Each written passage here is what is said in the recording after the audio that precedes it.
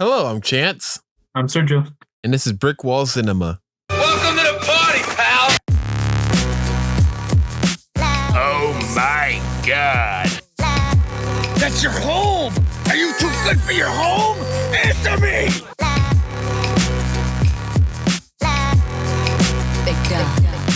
I'm a peacock! You gotta let me fly! Have you ever met a person you say, hey, let me get some parfait? They say, hell no, I don't like no parfait. How's that for a slice of fried gold? Welcome to Brick Wall Cinema, and today we'll be talking about the 1995 action comedy classic, Bad Boys. Sergio, are you familiar with Bad Boys? A little bit, but not to the degree I think most people would. I think I'm more in the fact of, I did not grow up with it. When I watched it, on Netflix one day, 10 years ago, and I loved it. I was 10 years old. And since then, I've watched it over and over again to the point where I almost know back and forth. But let's get into basic info. It's rated R, directed by Michael Bay. His actually first directorial debut was with this movie. Makes sense. I felt a lot of the stuff on screen felt like Michael Bay. Oh, yeah. And producer Dom Simpson and Jerry Bruckheimer. You know them, Sergio. They're the ones with the opening logos. They're Thunderbolt hitting the tree. Oh, yeah. Written by Michael Berry, Jim Mulholland, and Doug Richardson. Released in theaters on April 7th, 1995, with a runtime of 1 hour and 59 minutes. The budget for this movie was really low. It was $19 million, and it grossed over $141 million at the box office worldwide. I think that has much to do with the time that it came out. What do you mean? Because what year did this come out? 95? 95? I would say that's reasonable for the time that it came out. It didn't seem like a very low thing, especially back then because they were cheaper with this kind of stuff. I guess so. The Rotten Tomatoes score for this movie is 43% for critics and 78% for audiences. You'd think it's pretty low for critics, but I guess you could sort of see it in a way. I don't know. And stars Martin Lawrence as Detective Sergeant Marcus Miles Burnett, Will Smith as Detective Sergeant Mike Lowry. Mike Lowry. Mike Lowry. Mike Lowry. Mike Lowry. Tia Leone. Everyone wants to be Mike Lowry. Everybody wants to be like Mike. And he can be retired like him too. And it has Tia Leone as Julie Mott and Joe Pantoliano as Captain Conrad Howard. And Sergio, you want to give us the synopsis? Sure. Marcus Burnett is a hen-pecked family man. Mike Lowry is a footloose and fancy ladies man. Both are Miami policemen, and both have 72 hours to reclaim a consignment. Is that how you say consignment? Consignment. Consignment. Man, I can't read today. Of drugs stolen from under their station's nose. To complicate matters, in order to get the assistance of the sole witness to a murder, they have to pretend to be each other. All right, so let's get into our reactions to the movie. You start off. Is this the only movie? Is this one of the first movies that actually did this kind of thing with the police department trope? Oh, no. Because to me, when I first watched this, it was interesting. But as it went on, I got bored. What do you mean? All right, let's start off by I'm going to go into detail. Is that all right? Yeah, go ahead. All right, let's see.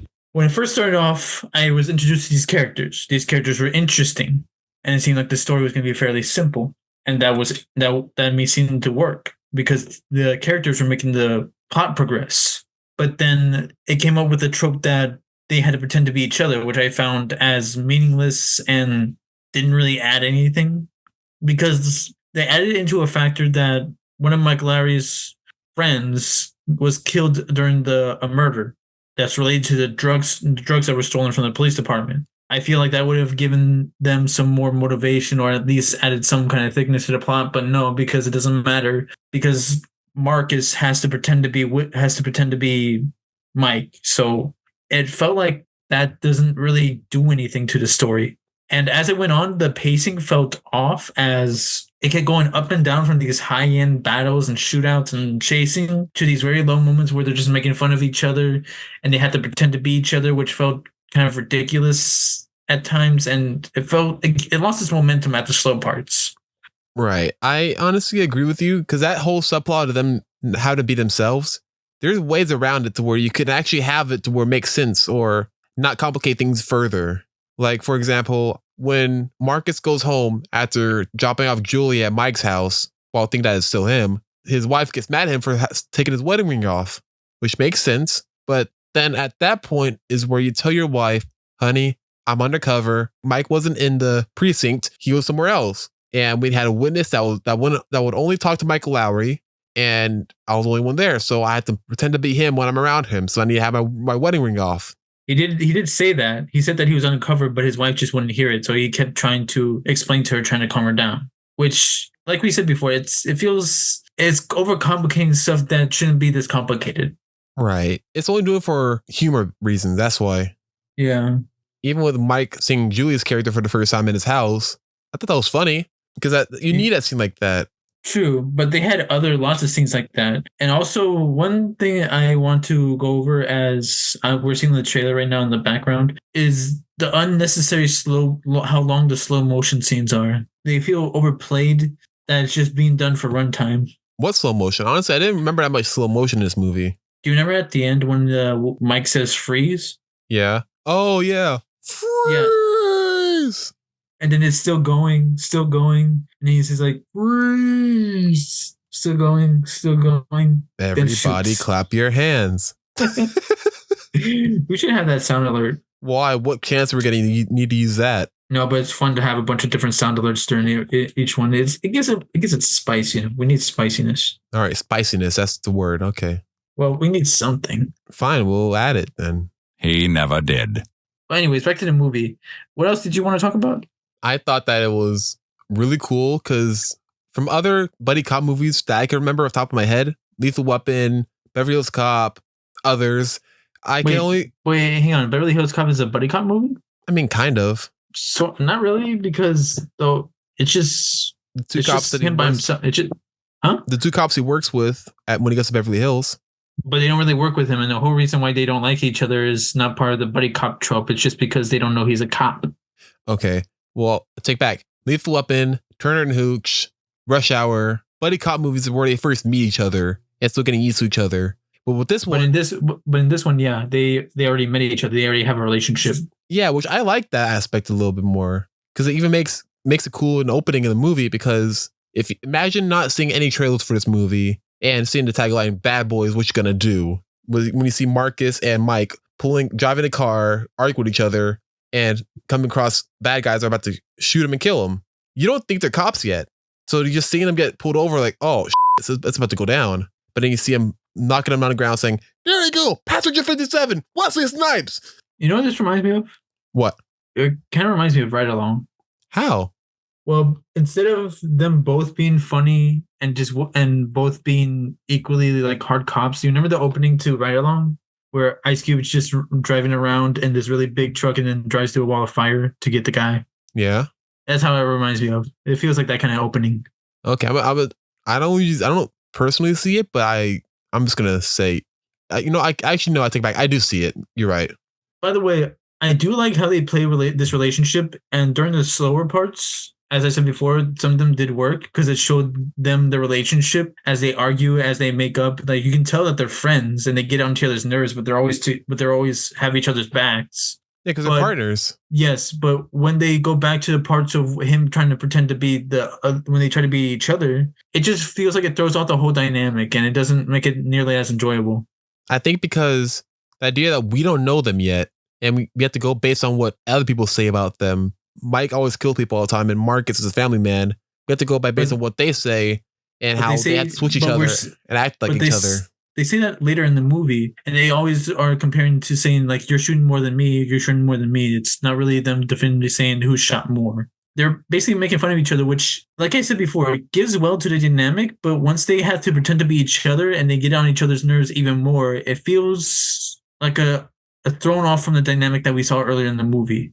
Yeah, I mean, but we should all talk about the elephant in the room when it comes to the reason why they're switching the characters. Tay Leone's character, Julie Mott. Let's talk about her. She doesn't really do much besides being scared and annoying. Until the end. She got on my nerves more on this watch than anything else. Yeah. Because, like, I understand. her best friend got shot and she's being hunted. Yeah, I get that. But then she calls the LAPD saying, I want to talk to Mike Lowry, not LAPD, Miami PD, to speak to Mike Lowry because her roommate was friends with him and possibly had a thing going on with each other. I actually forgot this was in Miami because more often than not, this feels like it was shot in Los Angeles. The whole thing feels like a Los Angeles movie. Yeah, I can see. I guess honestly, if they didn't show a sign of Miami on there, I would believe it was in LA. Also, this reminds me of The Last Action Hero with Arnold Schwarzenegger. It reminds me of how they said that they made fun of a bunch of tropes that were in these kind of cop movies where there's always these explosions, these shootouts, these high action things, and the precinct always seems to have a lot of money. It feels funny seeing that now in an actual movie that's taking itself seriously with this kind of tropes. I want to get back to that, but let's get back to Téa Leoni's character because I have some things to say about her. First of all, she's one of those people that is going to hate you for what you eat and make you terrible for eating what you eat. She does that. I swear to God, I hated that scene. Oh my god! You're eating flesh, right? I don't eat flesh. I don't eat pickles too. There's a pickle here. Can I eat the pickle? I mean, there's like a lot of salt. Oh, but I wash it down. I wash it down. Puts it into Coke and starts washing it around. How about now? That was Coke? Yeah, I think I was Coke. Oh man, I thought it was alcohol. Oh my god, it could have been alcohol. More likely, it's alcohol. Could be. Actually, in most movies, they don't actually have alcohol. They actually just have a soda that looks like alcohol. Yeah, I know. Are you telling the person that works on film sets that they? No, I'm talking to the audience. Oh, okay. I forget because remember, yeah, I feel like that's why we need more people on here because to remind us that we're not just talking to us who already know about this stuff. I feel like a lot of the stuff we talk about actually goes over some people's heads. Probably. We wouldn't know. Not many people listen to us. True. So there's a point where after they come out of the club and with the shootout that she started, bringing a gun there, leaving protective custody at Mike's house. She tries shooting someone, the bad guy there, and which leads to a car chase. And you know what she said that while they're driving away? You're cops. Why are you running away? This is what you call protective custody? Yeah. She left it! She left the fucking house! When I first saw that, I thought it was her stage of grief where she was in the anger stage. But the more I thought about it, I thought, this is insanely stupid no matter how you feel.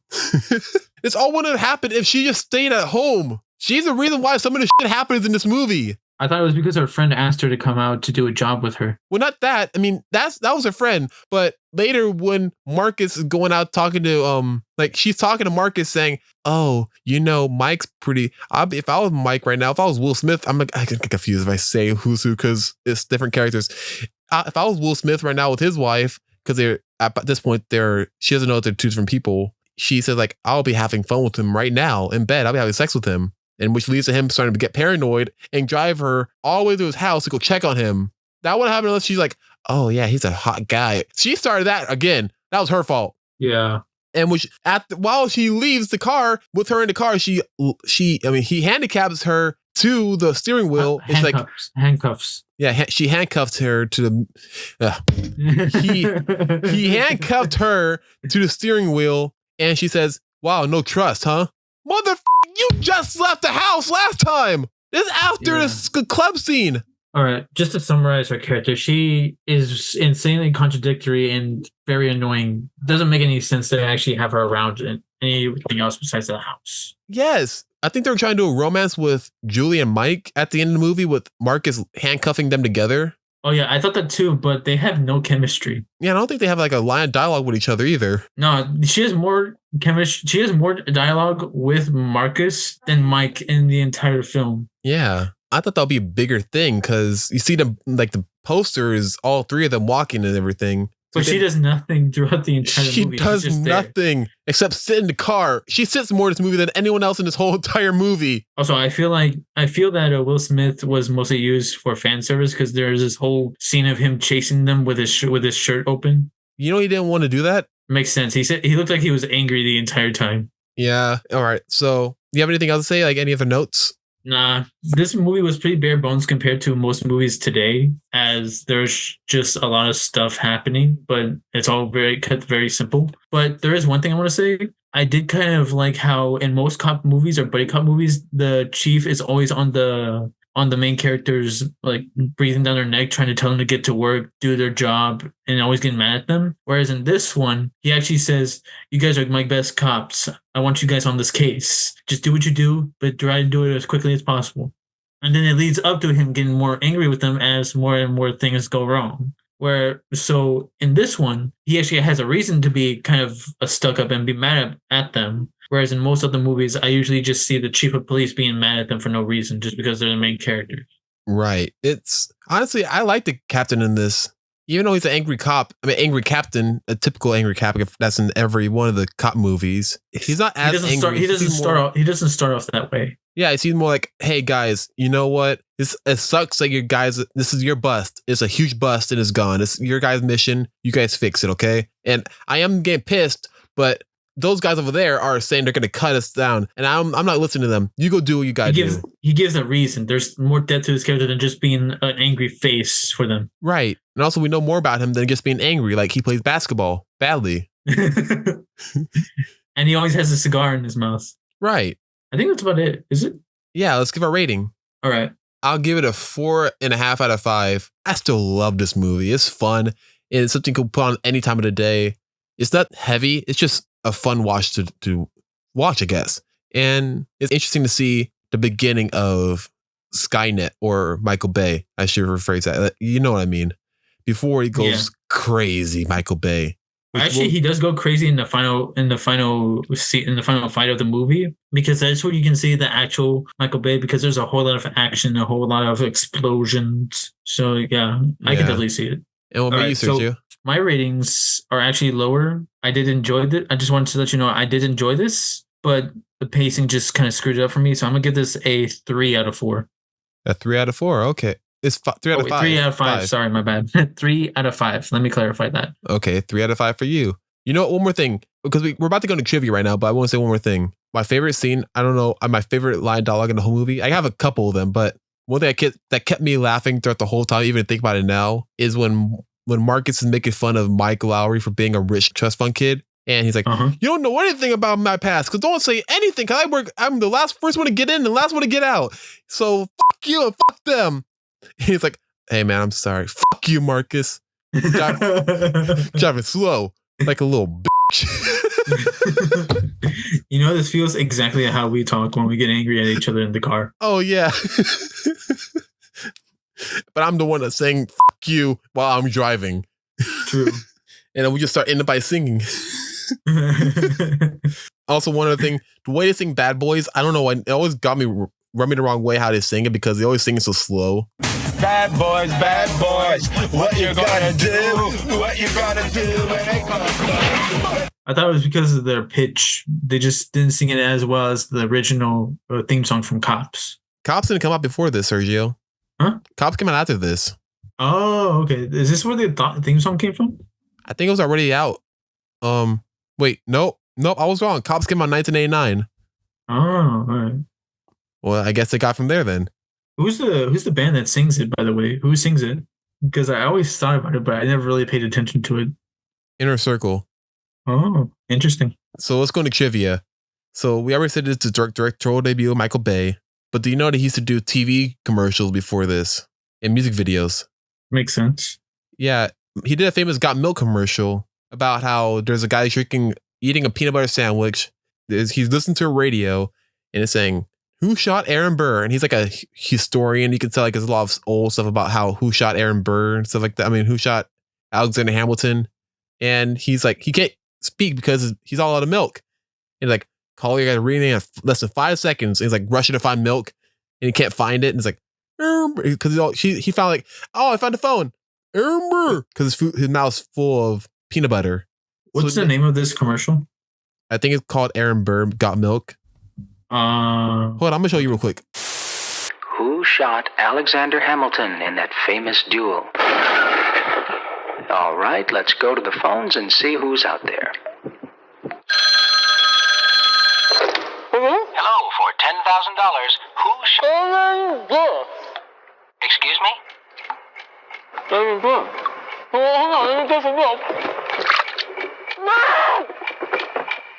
afraid your time is almost up. I'm sorry. Maybe next time. Got milk?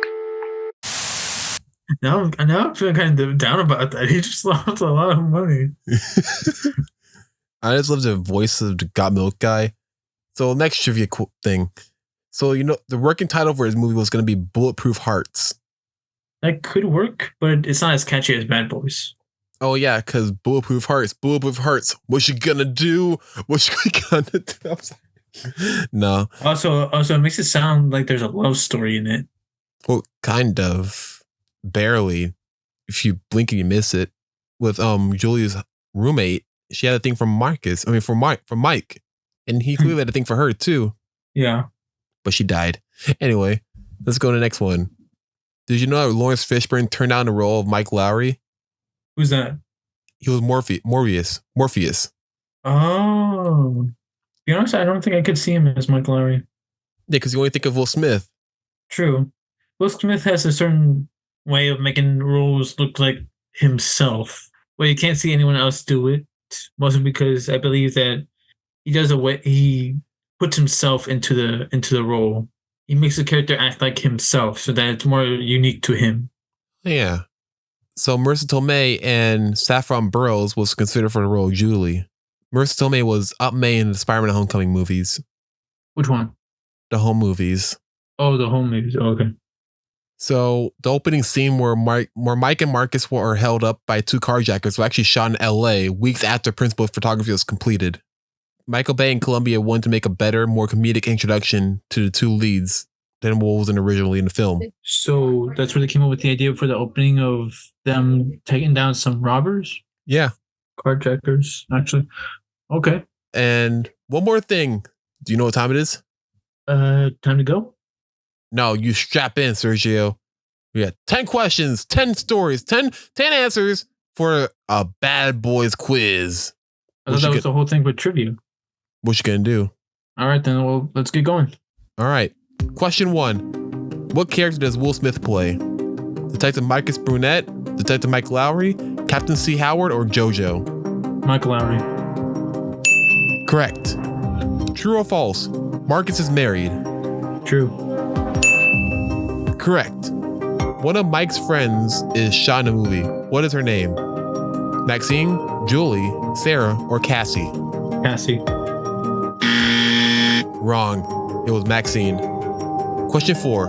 What police department do Mike and Marcus work for? Miami, LA, Cleveland, or New York City? Miami. Correct. Question 5. At the beginning of the movie, what gets stolen from the police station? Money, papers, guns, or drugs? Drugs. Are you sure? Yes. Correct. Question 6. What department threatens to shut down the department that Captain Howard runs and that Mike and Marcus work for? Internal Affairs, CIA, FBI, or Chief of Police? Internal Affairs. Correct. Question 7. Marcus and Mike have to pretend to be each other in the movie. True or false? Okay. True. Question 8. What is the name of the club that Mike and Marcus go to find some of the people that are involved in the drug heist? 7-Eleven, Club Hell, Steps, or Club Heaven? I do not remember this one, but I'm going to say Steps. You sure? Yeah. Wrong. It's Club Hell. That's a weird name. Your weird name. Question 9. Who was the mastermind behind the stolen goods? Mark, Tony, Leon, or Fouché? Ah, jeez, I don't know this one. I'm just going to go with Tony. Wrong. It's Fouché. Question 10. Is he French? Probably. Question 10. Mike and Julie kiss at the end of the movie. True or false? False. Correct. Good job, Sergio. You got 7 out of 10 right. You pass. It's not good, but it's not the worst. You get to go to the next semester. Congratulations. Is that it? Yes. All right, then. I guess we'll see you all next time. Yeah, and shockingly enough, we didn't actually argue with this whole movie. That's a first, especially for a movie about bad boys. You would think would have started arguing about something pointless, right? Maybe. But to be honest, this movie is fairly bare. So It's there's not not that much bare. to It's dig. pretty good. But there's not. I'm not saying that it's not good, but that just means there's not that much to dig into. There's a lot to dig into. Clearly, we Like dig what? into over 36 minutes of arguing of it. About, huh? I'm talking about the movie. We argued about this whole movie about how we didn't argue. So what? Just because it's a bare bones movie, there's not much to dig into. There's a lot to dig into. We dig into over a lot of it. Then dig into something. You will dig into something. You want to dig? You dig into something. You want to dig? You want to dig? What's up? What's up?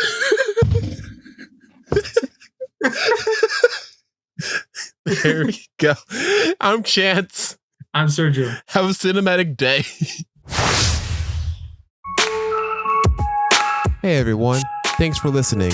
And be sure to subscribe to our channel and follow us on Instagram, Facebook, X, and TikTok at Brick Wall Cinema.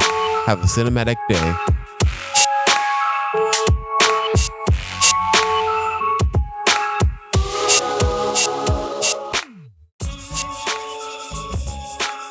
Hello, I'm Chance, I'm Sergio. and this is Brick Wall Cinema. And we already messed up. Oh my God, how did we mess up? What did we do? What did we do? What did you do? I didn't do anything. What did you do? It's just messing up. That's why No, we do. I didn't mess up. You messed it up. I'm thinking we messed it up. I didn't mess up. That's why we don't mess up. We make good messing up. We didn't mess up this time though. We messed up, man. How? Because we messed up. Wow, great explanation. You should do a TED Talk about it. I know. Welcome to my TED Talk. We are messed up. Thank you for coming. Yeah, and this is Brick Wall Cinema. Welcome to the party, pal! Oh my God! That's your home! Are you too good for your home? Answer me!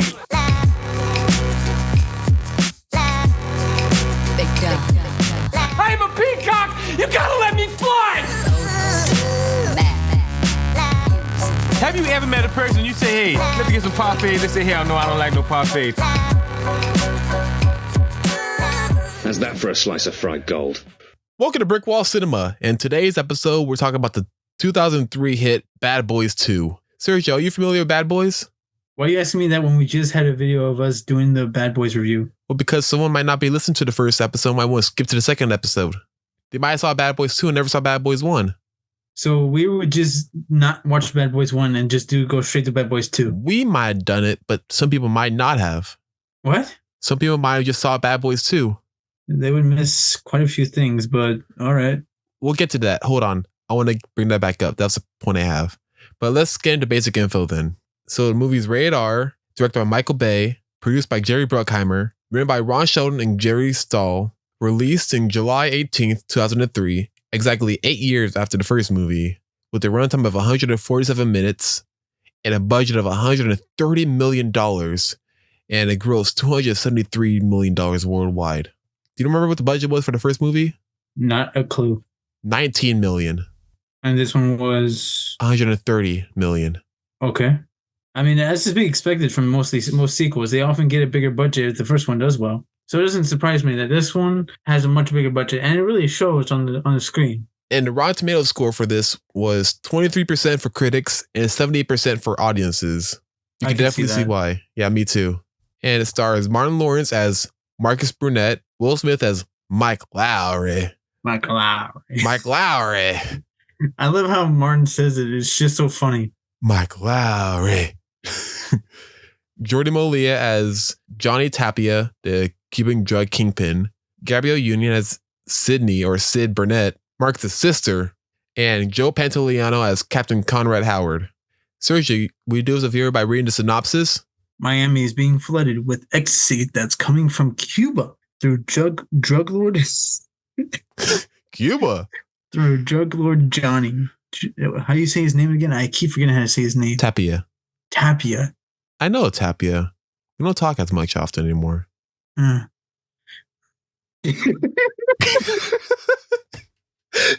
Continue. Detectives Mike Lowry and Marcus Burnett are on the case and are determined to bring the man to justice. Additional drama is provided by friction with the DEA, which counts Marcus's sorry, it's hard to say his name when you have an S at the end. Marcus' younger sister, Sydney, among its agents.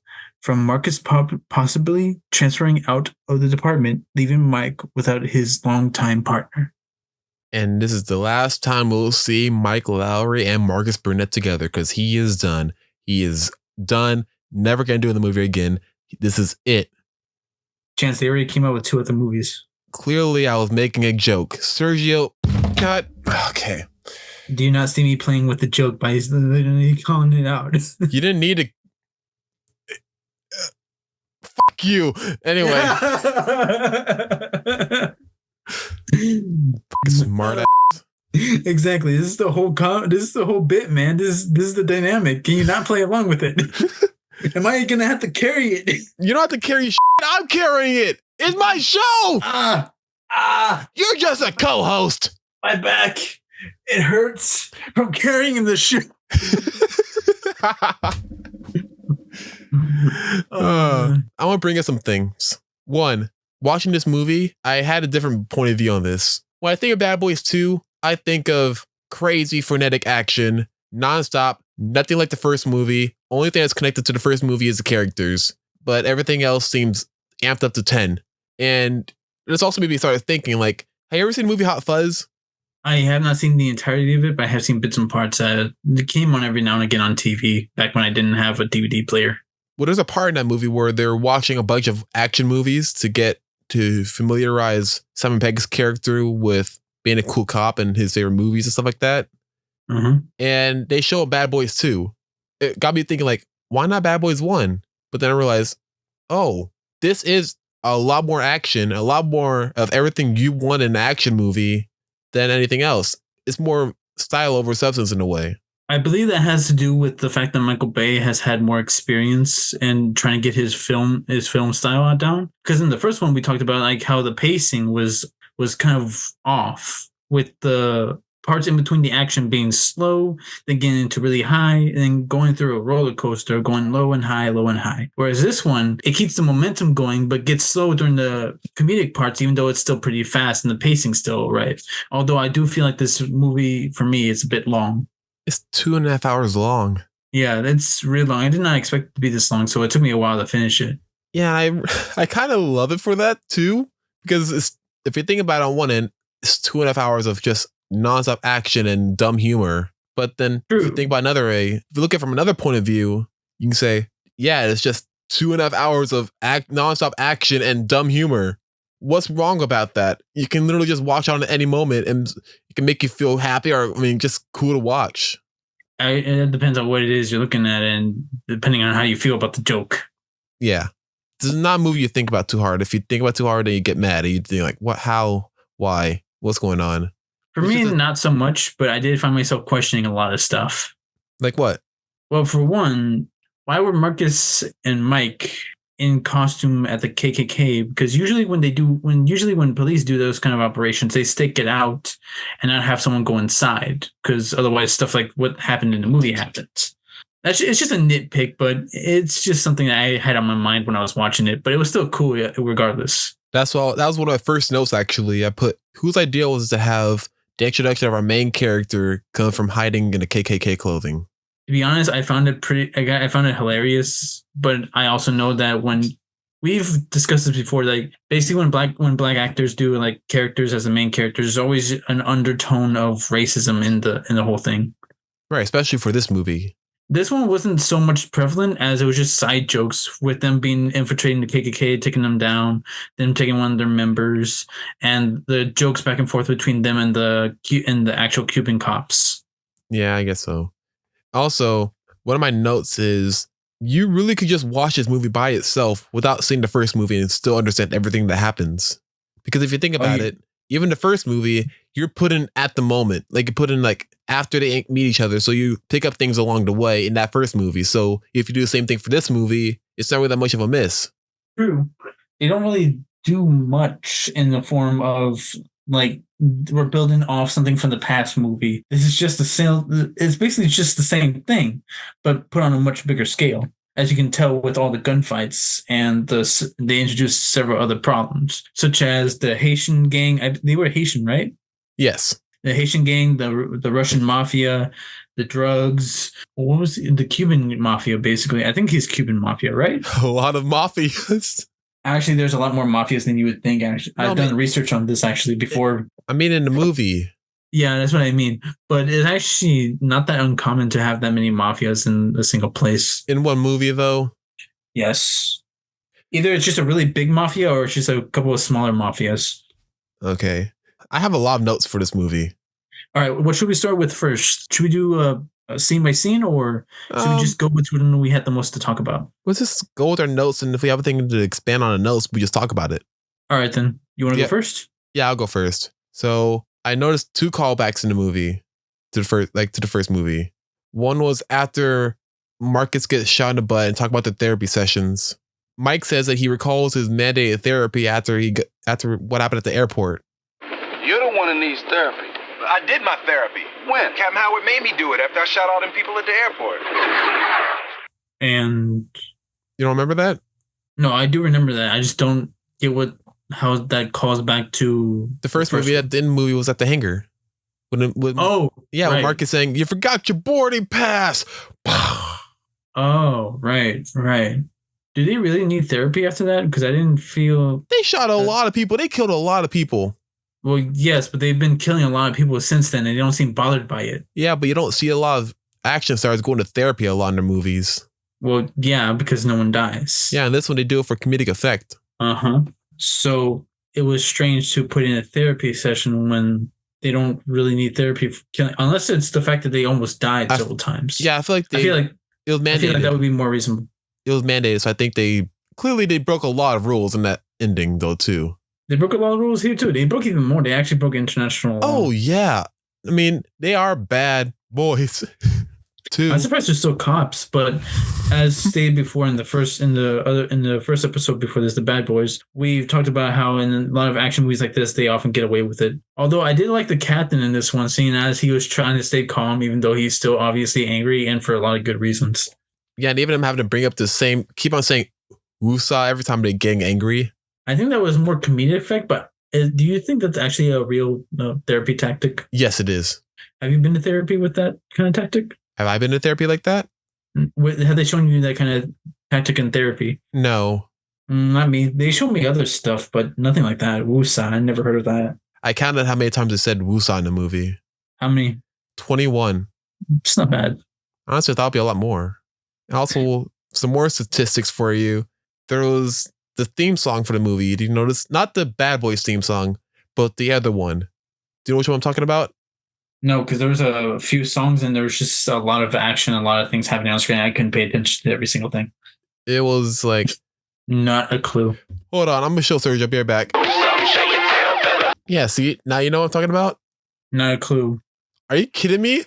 Yeah, because it just feels like a generic hip-hop course just to put into this transition. Shake Your Tail Feather was the #1 hit for this movie. Really? Probably. I counted how many times they played that song in the movie. They just played it 5 times. Okay. Did it come out with the movie or? Yeah. So basically they just advertised it on this for this movie. Yes. So on a side note, for the soundtrack for this movie, they had P. Diddy and Dr. Dre did music. I saw, and when I saw that, I thought, oh shoot. Why? Because of what happened with P. Diddy in the news. Oh yeah. But Dr. Dre did it, so I regained confidence in it. Just it must be weird to have P. Diddy's name, kind of like with other celebrities who have gone bad. He really is a bad boy. Oh no! No! Oh. 2. Oh no! Oh. We should really watch the new one. We should watch the new ones to see what it is, how they dealt with that. Anyways, the one song I recognized the most was when they were at the door with Reggie, and he said, "Move, get out the way." Yes, playing Ludacris's song. That's another one of my notes. I thought it was funny because he kept calling him like a Ludacris looking. They played 2 Ludacris songs in that scene. They played "Roll Out" when they first met him, but then once he had a gun out, he played "Move, Get Out the Way," like immediately afterwards. I ain't going back to jail. Waving the gun around. Yeah, I made love to a man. No. You want to? You want to? I know it's fucked up, but it's so funny just hear him say that. To be honest, it fits so much in the character, and the comedy really hits better in this one, I believe. What was your favorite scene in the movie? Jeez. That's hard to say because there are a lot of memorable scenes in this one. Not specifically action or comedy specifically. It's just a lot of things that stick at you. If I had to choose one, I would choose their mansion house shootout with the Haitians. The Haitians were Haitian, right? Yes. Because to me, they look like stereotypical Jamaicans. That whole scene, I would say, has the best cinematography in the whole movie. I think that's what they were going for. They have a pretty good cinematography throughout this movie, but that one does have really the best kind. Actually, I didn't even say my favorite scene. My favorite scene was that interrogation scene with the Marcus's daughter's date. That Reggie. whole scene. Yes, Reggie. We just talked about it. How did you forget his name already? Well, they only said it once. No, they said it several times. You're right, twice. You know, you're right. I'm my bad. They said it twice. No, they said it. They said it when the daughter was talking about him. His name is Reggie. He said, "Who the are you?" I'm Reggie, and he's the motherfucker. You look. Then Mike comes by and he says, "Who's at the door?" It's Reggie. He's like, "Who's Reggie?" He's like, "Who are you?" He's like, "I'm Reggie. I'm here to pick up his daughter." I heard what he said. I heard him on the door. Why do you say? Yes, they said it at least 5 times. I don't believe you, but okay. Anyway, you want to go back and count it? You can go ahead. You know what? And count Fine, I will. All right, we'll be right back. I'm Reggie. Reggie. 7. I counted 7, and they even said it before that when she was getting ready. That doesn't count. You wanted to? One day, Sergio. Chitty chitty bang bang. Nigga. Oh man. All right, so let's back to my notes. They have 3 car chase scenes in the movie. Oh yeah, I thought that was a lot. And all of them are so fucking crazy. Oh yeah. First one, they go on a highway with a whole truck full of cars. They just tossing them out like they're just trash. Yeah, the way. Oh man. Second one, they run over corpses on the middle of the road. Third one, they're going downhill in a fucking Hummer through houses while they're exploding. I feel like so many people should have died during that time. They should have. Oh, they did. They're dead. It's strange how they framed this as the good guys, yet they have had to have way more casualties than the drug lord. Yeah, but they're killing off the guys that we don't know. They're killing off guys we know, but they're supposed to be good, so they're bad. Makes sense? No. Makes perfect sense. I don't know what you're talking about. I had a couple of things I thought you might like, Sergio. There's one scene in here, actually no, 2 scenes I thought I knew you were going to laugh so hard at. So the first one was the scene where Marcus and Mike are talking about we're getting shot in the butt in camera. When you pop me from behind, I think you damaged some nerves. Now I can't what? I can't even get an erection. What's an erection? I did think that was funny, but I just thought it was too much. It felt like too much. I thought so too, but I still laughed at it because everyone's reactions to it. Those were funny. I did like the cutaways to the people actually reacting to it. But that was not my favorite. But that was not the funniest scene I saw. I also have another one. It was when they had to play exterminators and had to go into the attic, and they see the 2 rats power driving each other. Mike, there's a papa rat humping the out of this mama rat. No, he's straight power driving her. Now, how is that information going to help me do my job? They just like us. I just thought that was weird. That was just plain weird. I think it's hilarious that they actually made 2 rat puppets just for that one scene. Yeah, that just felt like I felt like they were just messing with the actors themselves. Also, this feels like a conversation you would call me for. I'll call you if I see something weird and be like, "Hey, check this out! What's going on right here?" Yes, they're having sex just like us. Yes, that is exactly what you called me for about. Yeah, and you're like, "How's that pertain to me right now? What am I going to do about it?" Yes, this is exactly the conversations we have when you call me. Yeah, it's weird how every once in a while we'll switch bad boys characters. Every once in a while I'll be Marcus, another minute I'll be Mike. Because we know that you'll be the first one to actually have a family before me. And I'll be coming over to your house impeding while you're having a barbecue. Just come in and saying, "Hey, what's up, everyone? Uncle Mike's in the house."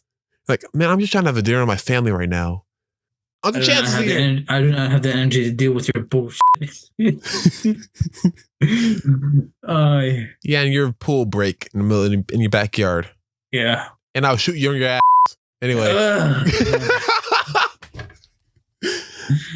Knowing you, most likely it'll be still in there, and I would need surgery to get it out because you are not a good marksman. Well, I even thought that was funny how they reacted to it. Like, no, like you shot me in the ass. I shot you. I shot you in the butt. Oh my God. That wasn't me, but someone actually really shot you in the butt. Oh, yeah. I thought it was funny, but I felt like they spent too much time on it.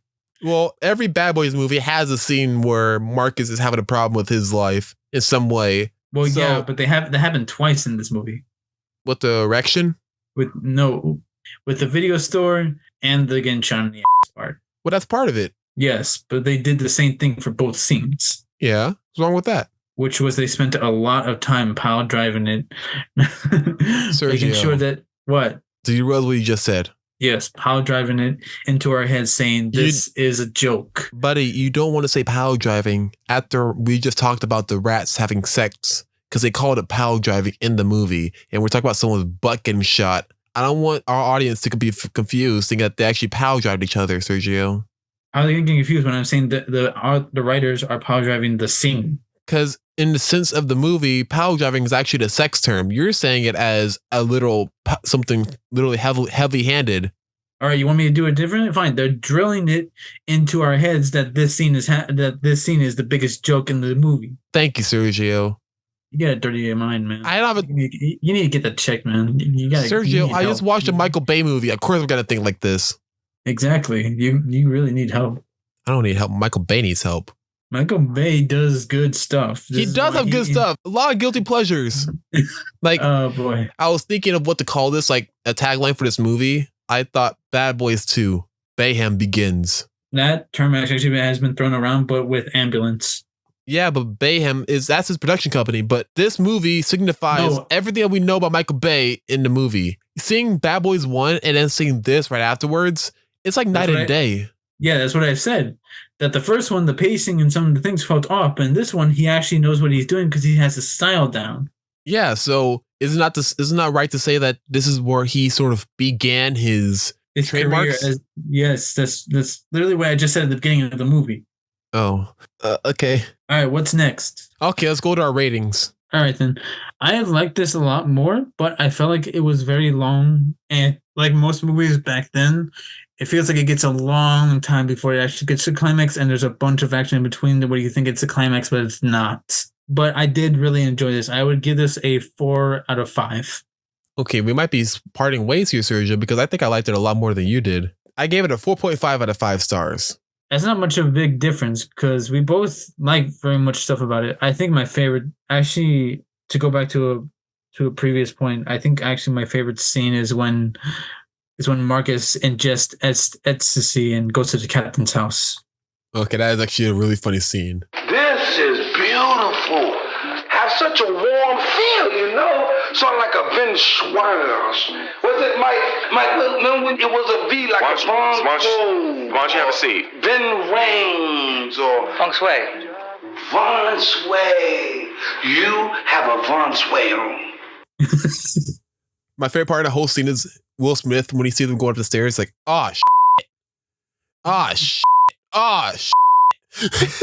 I think that my favorite part of that was when Marcus goes to the fish and he's like, this is a beautiful fish. Big ass eyes, but beautiful fish. Oh, man. Yeah. All right. So let's get into trivia and then quiz, and then we're out of here. Are we doing both? Because it feels like it takes a lot of unnecessary time. Why do you think I moved up the rating now to where if people want to leave now, we can leave, they give our ratings. Now we can go to trivia and quiz if they want to stay. Don't we just get these quizzes and trivia online and from the movie itself that they could just watch themselves? They don't need to know that. But they do know that. Talking about it. Shut up. And you say you didn't want to spend so much time on it. And you say you don't want to be a little bitch about it, okay? I'm sorry. I never said that.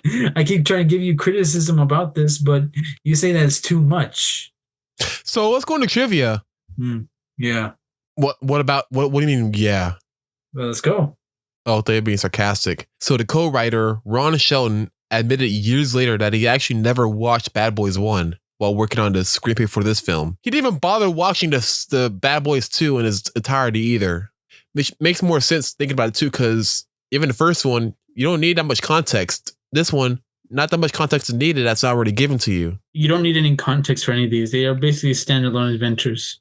Yeah. They just take place in the same universe with the same characters. I think they did this because of the year gap. Year gap? Yeah, it's been 8 years since the first movie. Like, you know, with legacy sequels, if they come out like 10 to 20 years later, they usually can stand by themselves.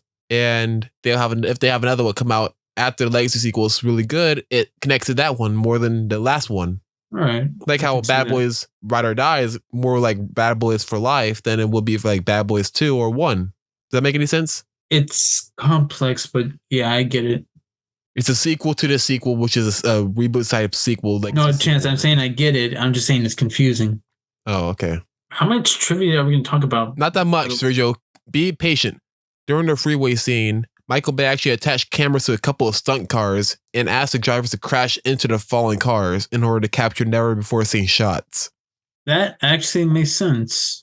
Because one thing I noticed that I wasn't sure was true or not is I noticed one of the side characters from the Haitian gang who was shot on top of a hood of a car. It showed in one scene, and then the next scene, as they were doing the shootout, I noticed that the same one that looked exactly like the corpse was being shot at and being laid in the exact position. So I thought that they edited it together to make it more congruent, but they ended up doing the same person but at a different time frame. You got what you can with those type of scenes. All the stunts and everything, some of them are usually like one take shots. Like you can't do it anymore. Yeah, that's what I meant. Yeah, I agree with you. We're agreeing with each other right now. What's next, by the way? Well, time to shake your tail feather, Sergio. It's time for a Bad Boys 2 quiz. Well, I thought that was clever. You're not going to start? You're not going to acknowledge it? No, because I'm not sure how to acknowledge that.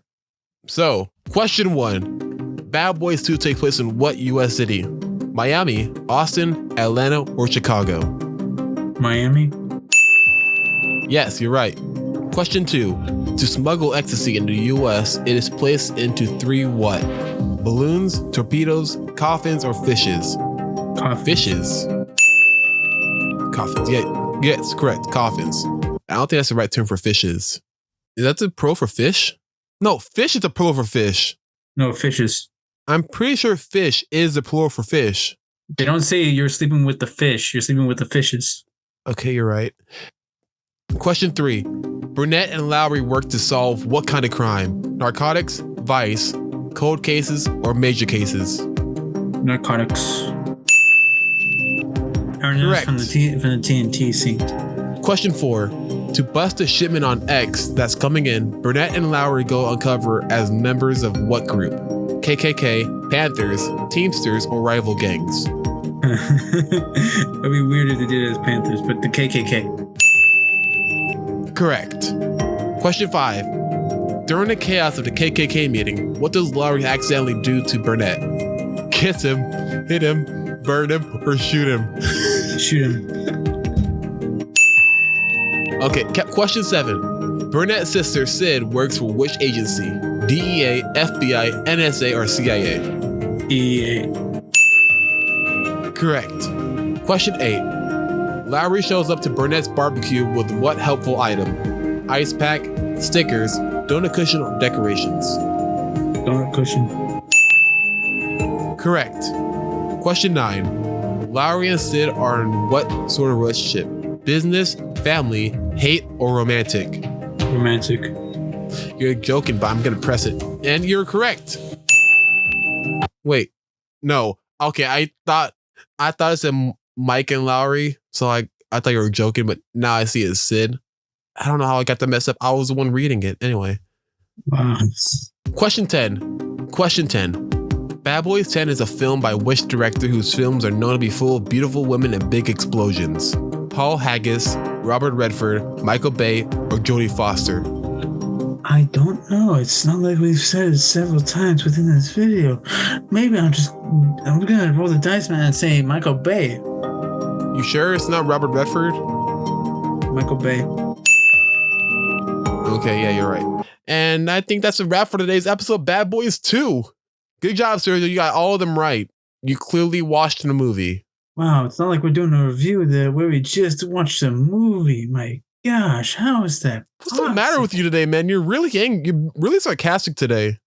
Because this is the whole point why we're doing this, and you're acting as if this is the first time we're doing it, just for the fact that the audience might not know we're doing it, even though they're watching it, knowing that we just did it. Yeah, you don't think that I'm doing this all as a joke because the second movie is really loosely connected to the first movie? Can you not tell that I'm being sarcastic for the joke? You don't think I'm being sarcastic for you being sarcastic to me? That's the joke. You lost me. This is the joke, us being sarcastic to each other. No, really? That's the joke? Yeah, I couldn't catch on. It's not like we've been doing this for so long that we've been doing this for months. No, this is our Nothing first like that, episode. no. This is the first episode we've ever done. Welcome to the introduction of Brick Wall Cinema, everyone. God, sometimes, Sergio, I just want to shoot you. Anyway, that's a wrap for today's episode. I'm Sergio. Have a cinematic day. Hey, everyone. Thanks for listening. And be sure to subscribe to our channel and follow us on Instagram, Facebook, X, and TikTok at Brick Wall Cinema. Have a cinematic day.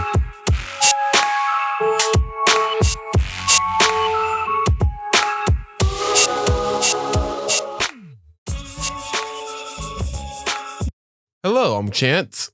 And I'm Sergio. And this is Brick Wall Cinema. Welcome to the party, pal! Oh my God! That's your home! Are you too good for your home? Answer me!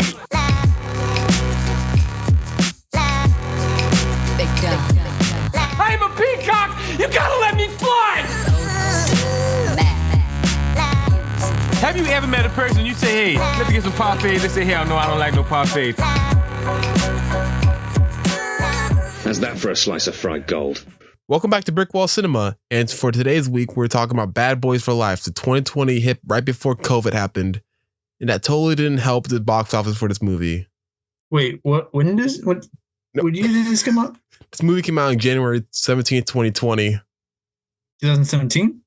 No, January 17th, 2020. Oh, okay. 17 years after the second Bad Boys movie. Wow. I wonder what led them to make this. It's been in production hell for like 17 years. It doesn't show on the movie because we just watched it and it's pretty good compared to what came before. Let's go over the basic info. Rated R, directed by Audi El Arbi and Bilal Fallah. I might have butchered those names. I'm sorry. I think someone else will just do it in comments, you know. If they put in the comments, they're going to spell it. And I'm not going to understand it because still not pronouncing it. No, they can do pronunciations like how they do on dictionaries, where they split it up into what it actually sounds like. Oh, okay. You know what they also directed, Sergio? What? Miss Marvel. That actually explains a lot. Yeah. And produced by Jerry Bruckheimer, Will Smith, and Doug Belgrad. Written by Chris Bremer, Peter Craig, and Joe Carnahan. With a runtime of 2 hours and 4 minutes. With a budget of $90 million. Like, I think that's $30 million less than the second movie. It grossed $426.5 million at the box office. Not bad. It's the highest grossing installment in the franchise. That's a huge feat.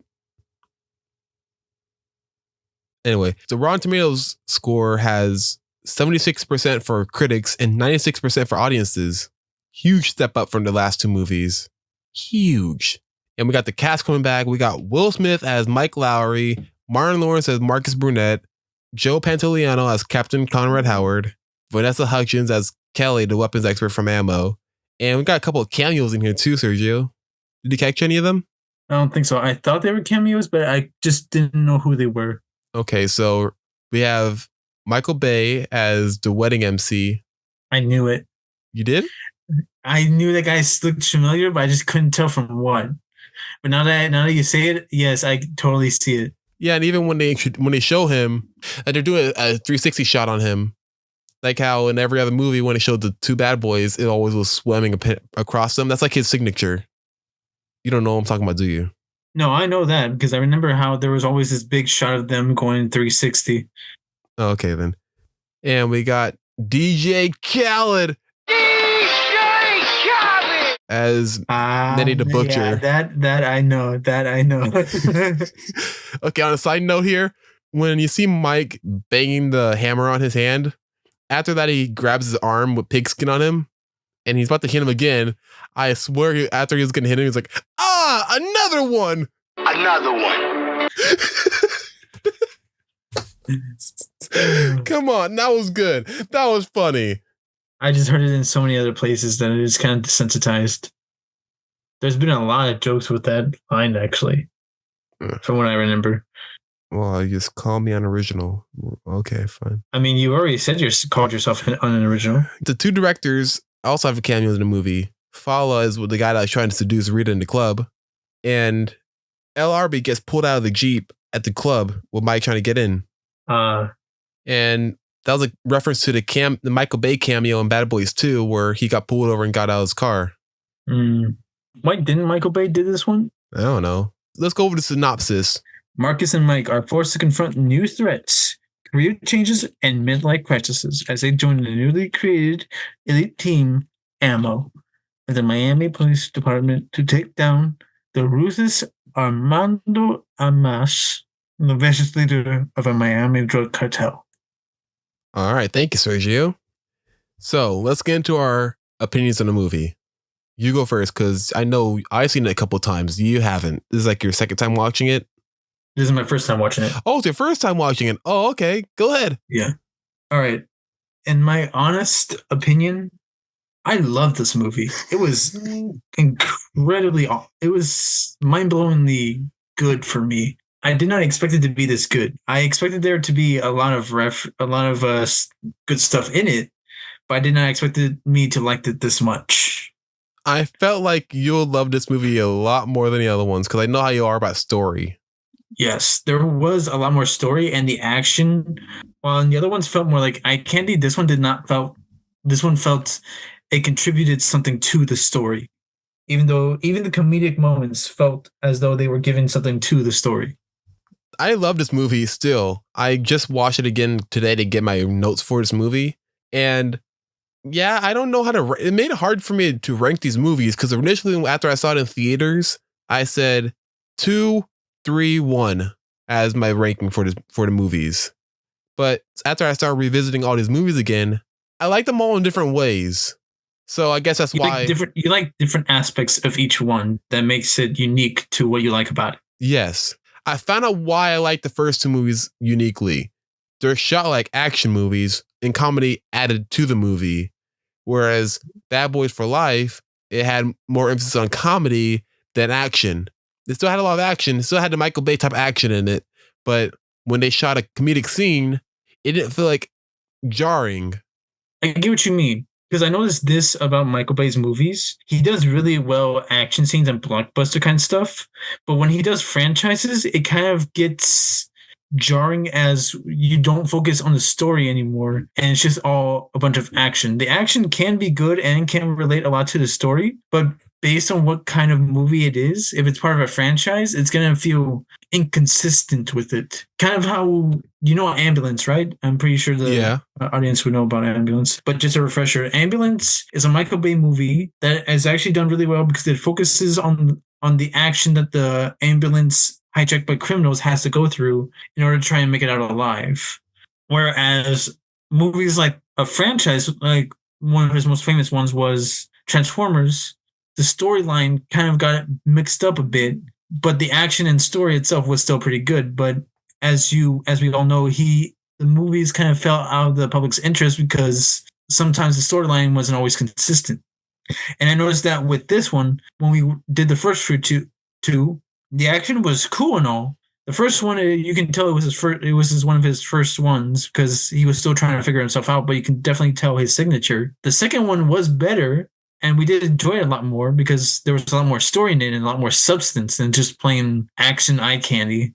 But this one felt more fluid. It felt like a complete story that you could follow without being too jarred of what's happening on screen. Yeah, it felt even, but in a good way. Yeah. they knew how to balance the comedy and the action with the scenes that they're doing, like the action scenes, having comedic moments in them, but not have it feel like they're like it's another writer writing it in a way where it's sort of blended together. Like, hey, you want to do an action scene? Okay, can you write for the? Can you write? I can also write the comedic scenes for the action if you want me to. Like, yes, please do that. It felt like one of those ideas, one of those movies. You know what I mean? This was the most balanced out of all the movies that of this franchise we've seen. Yeah, because the first one, the comedy was more in everyday. Extra. The comedy was in the dialogue, not during action scenes, but just in general, like when they're talking between action scenes during the story. And the second one, they added more comedy during action scenes and during the dialogue.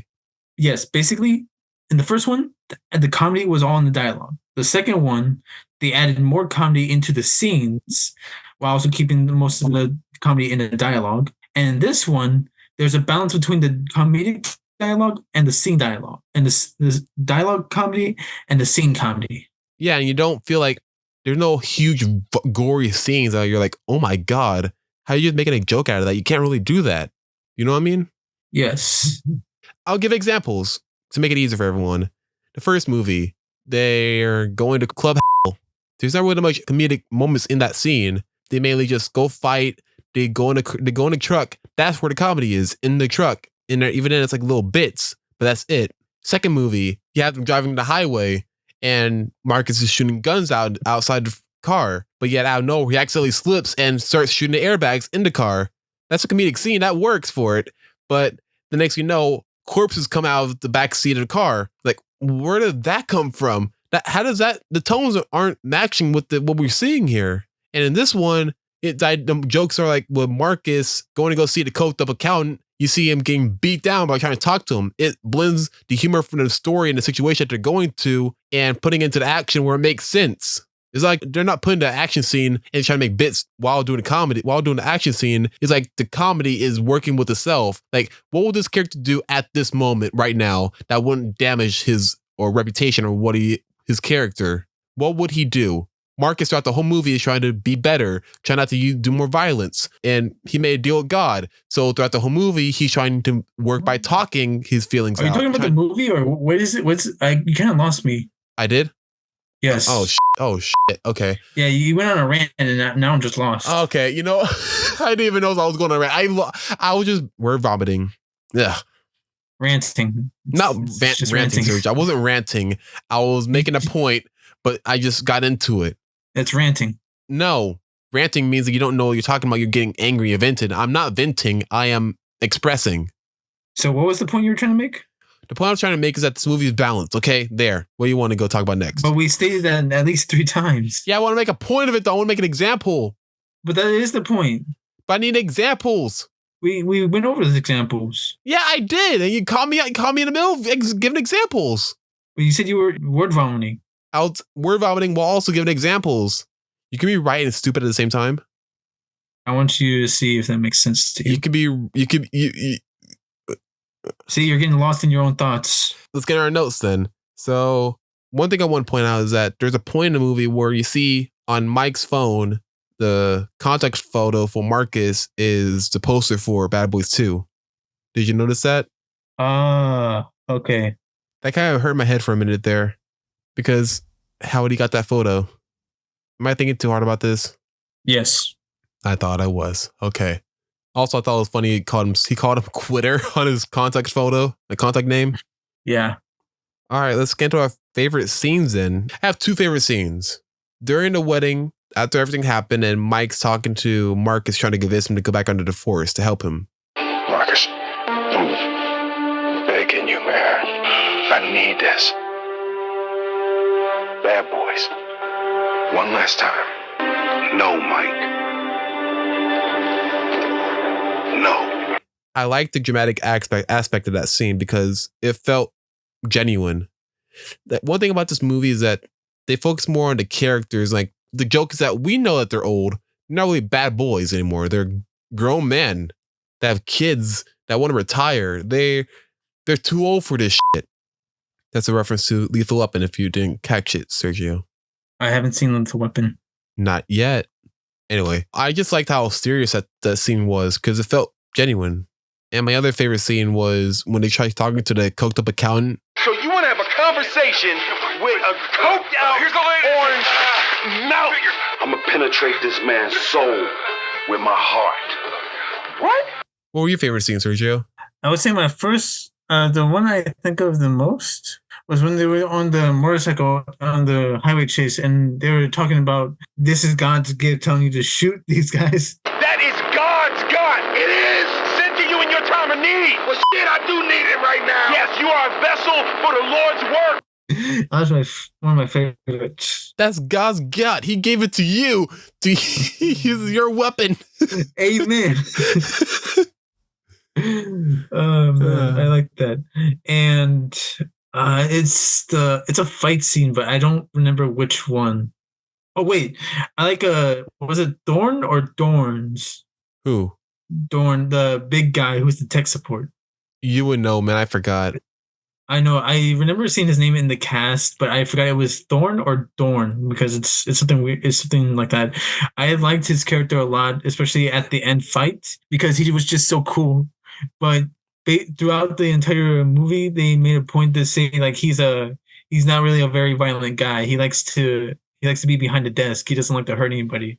So seeing a guy like that go all out in the fight is really cool and satisfying to see it for me. Yeah, I want to know, what do you think of ammo in this movie?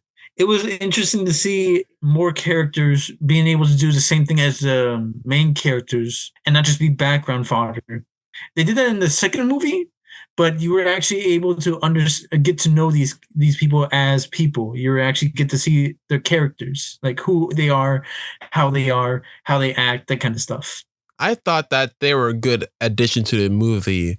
They bring in the modern generation, and not like a reboot or like a spin-off type of way, more as in they add to the roster. Yeah, but what I mean by that is like they are the new ways modern policing is done. It's just cool to see where they were in the 90s and how they are nowadays based on how Mike and Marcus used to be and now how much it advanced. You mean the technical logic? You mean technology? Yeah. That has more to do with the tech and gadgets rather than the people themselves. That too. I mean, just the idea of them too. The idea of a new generation? Yeah. I'm not saying they're going to be doing any spin-offs of them. No, I'm not saying we're not saying that. We're not thinking that either. But I'm trying to understand what it is that you're saying that you liked about it. You're liking the fact that they brought in a new generation with more tech. Yeah, and they didn't make it seem like they're going to be the new bad boys or anything, or they're going to have their own spin-offs. It's like they are just there to help Marcus and Mike. They are an addition to Bad Boys. They're not trying to hijack it or anything. They are just part of the team now. It's rare that you see that nowadays on legacy sequels. Like Creed? Yeah, in a way. Because with Creed, it wasn't until the third movie for Creed that they made its own thing without Rocky in it. I don't think they'll do that with this movie. Anyway, with this movie, it was cool that we got sort of an origin story on Mike without having to be re-shown to us. It's just more mainly given dialogue and we could connect the dots with it later. Because all we've seen from Mike before this movie was that he was a ladies' man and didn't want to be tied down. And it's cool we got to see the reason why he's like this without being sort of like a gimmick in a way. Whereas repercussions in his future life than it would be back then. Does it make any sense? You're saying... Actually, no, I'm lost now.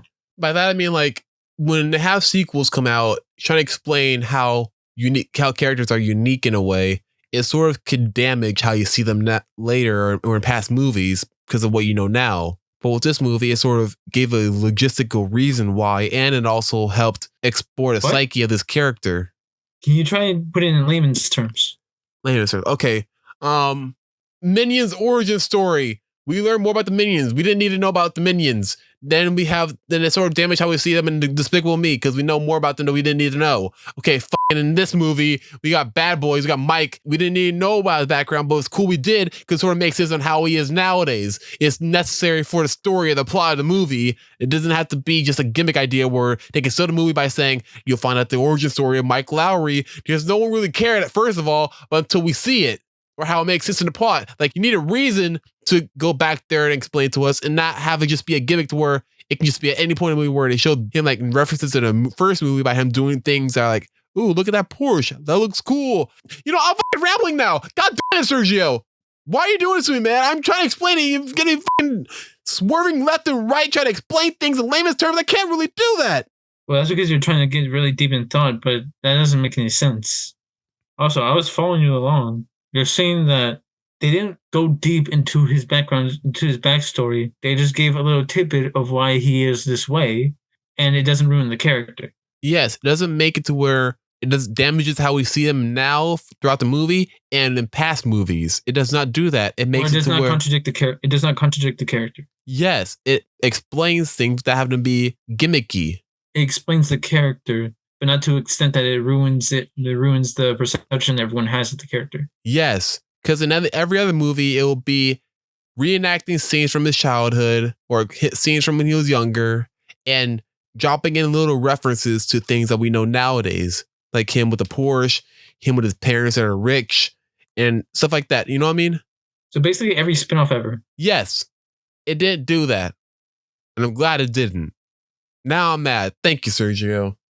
I mean, you're the one who brought it up. Don't put this on me, man. I can and I will because you shouldn't. You can't. You're saying this is my fault, and I'm just saying you're the one who brought it up. Because you're over here saying why? I do not understand your reasoning, and if I can't understand it, people who are listening won't be able to. Sergio, you don't think that I'm trying to do this as a joke, but just making this argument right now? You don't think I'm playing along? I know you're not. You know I'm not. Because I didn't plan this. So only when it's planned is when you know I'm playing along. Yes. Okay, I see. What do you mean by that? I see. No, come back here. What do you mean by that? It means I see. I understand. No. You don't see shit. What do you mean? Explain to me.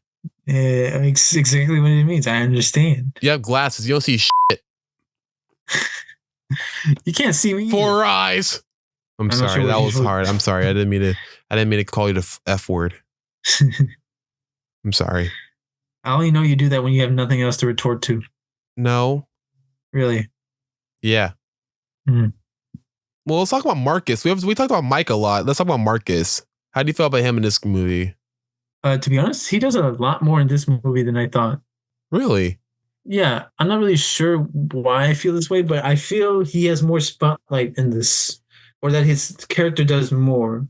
In the first two, I thought that Mike Lowry does more of the action stuff, whereas Marcus does more of the comedy stuff.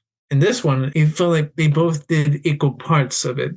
Are you sure about that? Because I can name a couple of instances where it was more Mike doing action things and Mike and Marcus just are going around saying, oh, damn, oh, that's what I said. I said that in the first two movies, it felt like Marcus was mostly comedy, where Mike was mostly action. No, I mean in this movie. Well, yeah, that's what I said. But no, you said in other movies. Yes, in the other movies, okay, I said that it felt like Marcus was more funny, while Mike was more action. That's what it felt like to me. Even though they both did those things, it felt like Marcus focused on comedy, Mike focused on action. And in this one, while they do stick to those things, it also felt more balanced, that they both did both equal action and equal comedy. Even though Marcus still focuses on the comedy, Mike still focuses on the action. Like how my favorite scene was them on the bikes shooting shooting on the freeway. I like that scene because it showed both of them in the action. Well, Marcus was very comedic during that. He was also very cool during that scene. That scene where he starts lifting up the shotgun and shooting at the helicopter, that was awesome. I don't usually see that from his character. You know, you're right. I didn't think about that. I was thinking more of the scene of him literally being on the sidecar while Marcus is driving. That's usually all the movies, all the scenes with him driving is usually him being in a sidecar or in the passenger seat. He doesn't really do much aside from like one shooting scene and then him stopping after a while. Where in this one, he kept shooting. Yeah. Also, let's talk about how every movie he wants to end it. Like, he's like, I'm done, Mike. I'm leaving. And every time. In the first one, I don't think he actually wanted to quit, did he? You know what? No. He wanted to stay for that. But in the second one, he's like, I'm transferring. I'm done. I'm tired of this, Mike. And this one, he's like, I'm retired. You were dead. Which was actually a really cool aspect of this movie we didn't even mention yet. I sat by your bedside. I wiped the drool off your chin, Mike. Don't disrespect me like that, because you don't know. The fact that he got shot, and that's the reason why he's so hell-bent on tracking this guy down, that's a great way to ground a story. Do not make it go crazy. Or I have a story that doesn't really involve these characters, that doesn't need them to be here. This is a way for them to be here. Why? Because it's their story. Chance, you're going in circles. No. Yeah. Yes. All right. So in most movies like this, they have someone close to the investigation or close to the characters to give them motivation to why they're doing these actions. Where in this one, it's not someone aside from them getting hurt. It's one of them getting hurt. Yeah. In the first movie, like the whole inciting incident was these bad guys stole a huge drug bust that they did. And they killed one of Mike's friends. Yes. Second movie, ecstasies in Miami. That's bad. We got to stop it. And they also stole Mike's girlfriend and Marcus's sister. This one, Mike gets shot and Marcus is retired. And also they kill the captain. And they kill everyone involved with the case involving the witch. That was after. Mike was already motivated to get him because he felt that he needed to redeem himself as his persona as a cop. Then when the captain got hurt, it was a result because he felt personally involved because he felt that he kept pushing to be on this case, which is why he thought it was his fault in the first place. It was only later that they realized that they were just targeting everyone else because of the fact they were all related to this one case that happened years ago. Yeah, so we're saying the same thing right now. I think so. Okay, so last one. Tell me if you caught this, Sergio. When Will was talking about his son and saying how he's just like him. He's crazy like me. He's ruthless like me. He's fearless like me. He's the fucked up me. No, Mike, you the fucked up you. Did it remind you of Gemini Man? I think I know why he's as good as you. He is you. You chose me because there's never been anybody like me. You made a person out of another person. Yes. It did for me too. Because I'm like, but yeah, this is a lot better than Gemini Man. Yeah. Also produced by Jerry Bruckheimer. But yeah, okay. One more thing. I'm kind of joking, but I'm kind of not. There's another cameo that I think we missed. So at the end of the movie where Will Smith's trying to confront the witch at the house, there's a shot where you see him walking. It's on the ground. You see two rats. Do you think that that's a cameo from the second movie? I don't see how it's a cameo if it's a rat. Two rats. What about the two rats? You don't remember the scene where the two rats were having sex? Mike, there's a papa rat humping the out of this mama rat. No, he's straight pile driving her. Now, how is that information going to help me do my job? They just like us. Those are puppets, weren't they?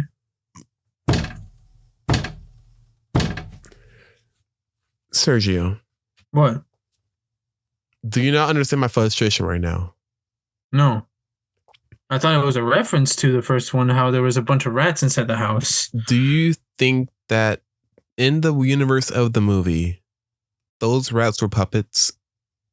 Chance, are you saying that they would have the puppets actually move like actual rats? No, I'm saying that was a joke for, we know that they're puppets, but in the universe of the movie and Bad Boys 2, those are real rats pal driving each other. I can't tell whether you're talking about the joke or you're trying to make it seem like these are the same rats. I was joking at first, but now I'm starting to get concerned. I don't know if they would even live that long. I'm joking, Sergio. I was making a joke. Damn. That's what I'm asking. Do you want to continue with? Are you trying to make a joke or are you trying to be serious about this? Not anymore. I'm not making a joke anymore. It's dead. It's dead. You killed it. I know. You shot it too many times. There's no way to revive it. You said it was a cameo. It's bleeding on the ground. Real rats. The ambulance. It's gonna take too long for the ambulance to get over and revive it. It's gone. It's a goner. So what do you want to talk about? Our ratings. God. All right, then go ahead. I give it a 4.5 out of 5 stars.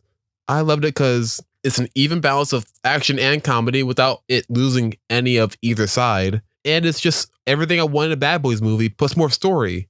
It gives it more substance. Yeah, it's like a dinner. It's like a well-balanced meal.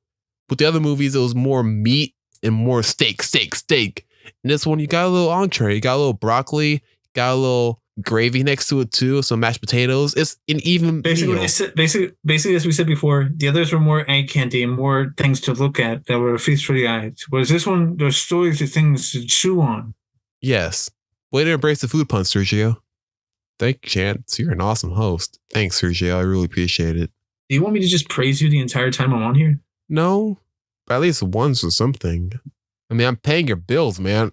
You're not paying me shit. For me, I want to give it a 5, but I don't know how to compare it. So, you know what? You don't need to compare it. Just say how you feel about this movie by yourself.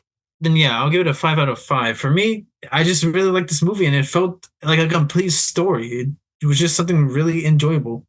Let me guess how you rank this movie, Sergio, based on how you feel about these. 3, 2, 1. I would think so, yeah. Okay. And I love them all equally. They're like my children. I love you all equally, but I love you in different ways. You're my little bad boys. My grown ass bad boys who need to get out the house and stop doing the same shit you've been doing for the past 17 years. Do you want to go into the trivia? Yeah, let's go into trivia. So this movie was saved from development hell.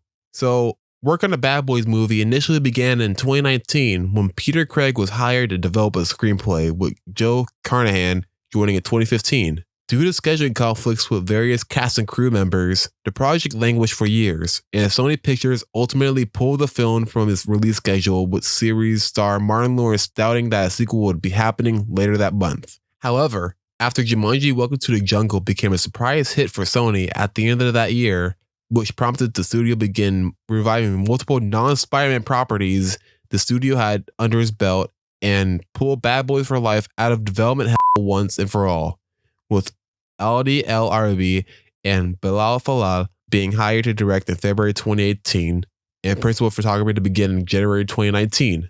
That took a lot. That was a mouthful. So we could thank Jumanji Welcome to the Jungle for Morbius, Madam Web, Craven, Venom Let There Be Carnage. What?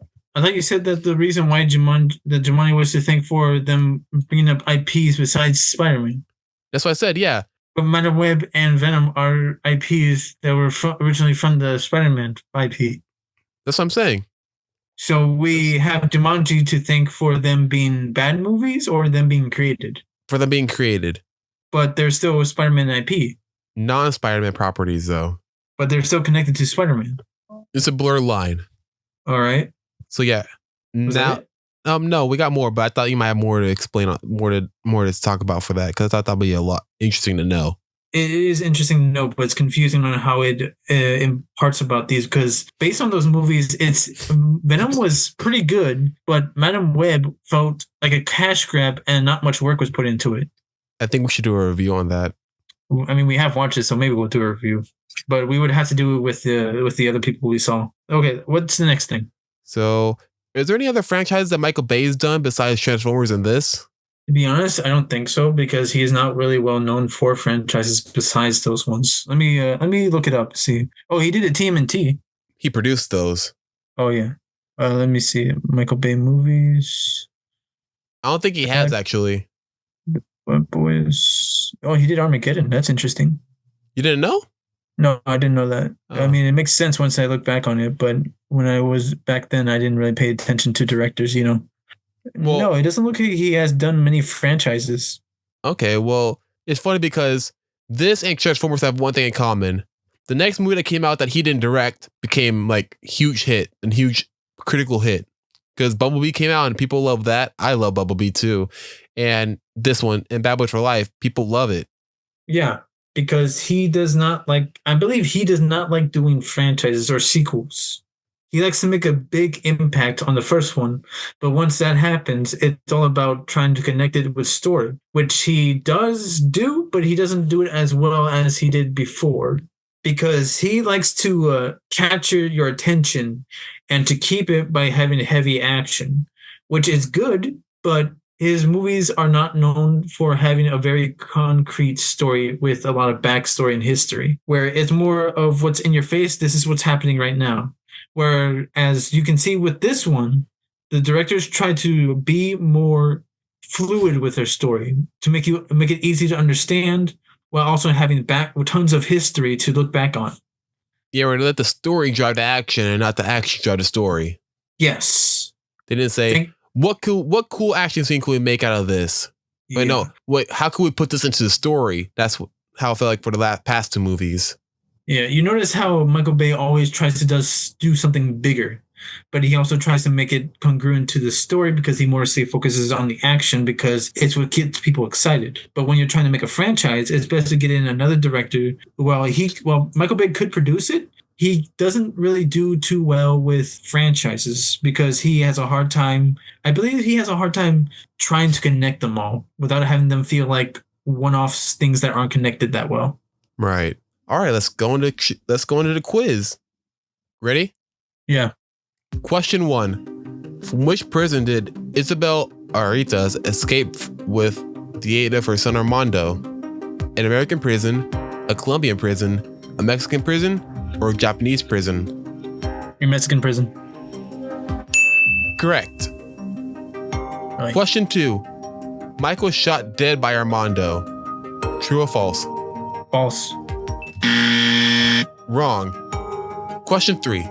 Captain Howard allowed Mike to work with the tech-driven team blank. Advanced Miami Metro Operations, Advanced New York Metro Operations, Advanced Chicago Metro Operations, or Advanced Tulsa Metro Operations. This feels dumb because it's literally spelled ammo. Advanced Miami Metro Operations. You sure? Yes. Correct. Question 4. Rita was Mike's blank. Ex-wife, girlfriend, ex-girlfriend, or wife? Ex-girlfriend. Correct. Question 5. How did Armando arrive to rescue Suelo? In a helicopter, on a bike, in a ship, or in a car? In a helicopter. Correct. Question 6. Who killed Suelo? Marcus, Captain Howard, Mike, or Armando? Armando. Correct. Mike worked as in blank in the Rita's cartel. Police officer, private detective, none of the above, or undercover officer. Okay, now this one's hard because they told us his job in there, but did he mean that? What was his? Just put undercover officer. Are you guessing? Just do it. Okay. Correct. Question 8. Where did Isabel's support helicopter crash when Marcus shoots his pilot? Terrace, a tree, central lobby, or a car? What's a terrace? Like balcony. Oh, central lobby. Correct. Question 9. Who confirms that Mike is the real father of Armando? Isabel, Mike, Marcus, or Jenkins? All right, now this is hard because both Mike and Isabel say it. But I'm going to say Isabel. Correct. Who shot Isabel to death? Mike, Rita, Armando, or Kelly? Rita. Correct. Good job, Sergio. You got 90 out of 10. Wait, no, you got 90 out of 100. Good job. And that is a wrap for today's Bad Boys for Life episode. I'm Chance. I'm Sergio. Have a cinematic day. Hey everyone, thanks for listening.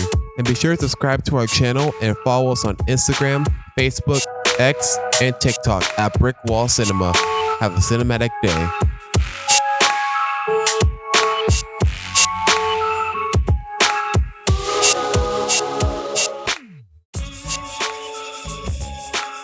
Hey everyone, just before we start this episode, I just want to address the elephant in the room that this was initially a live video, but we didn't press record. And now we lost all the footage. Yeah, that. And so if you hear awkward pauses in the video, they are to be expected. Yeah, beware. Listeners, beware. You're in for a scare. What? Listeners, beware. You're in for a scare. Like the I heard something different. Video. What did you hear? I heard sinners. Sinners, beware. You're in for a scare. All right, you heard that, you sinners? Have fun. Hello, I'm Chance. And I'm Sergio.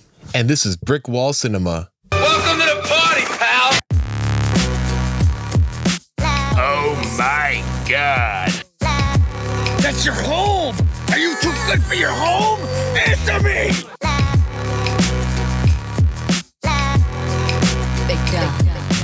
I am a peacock. You gotta let me fly.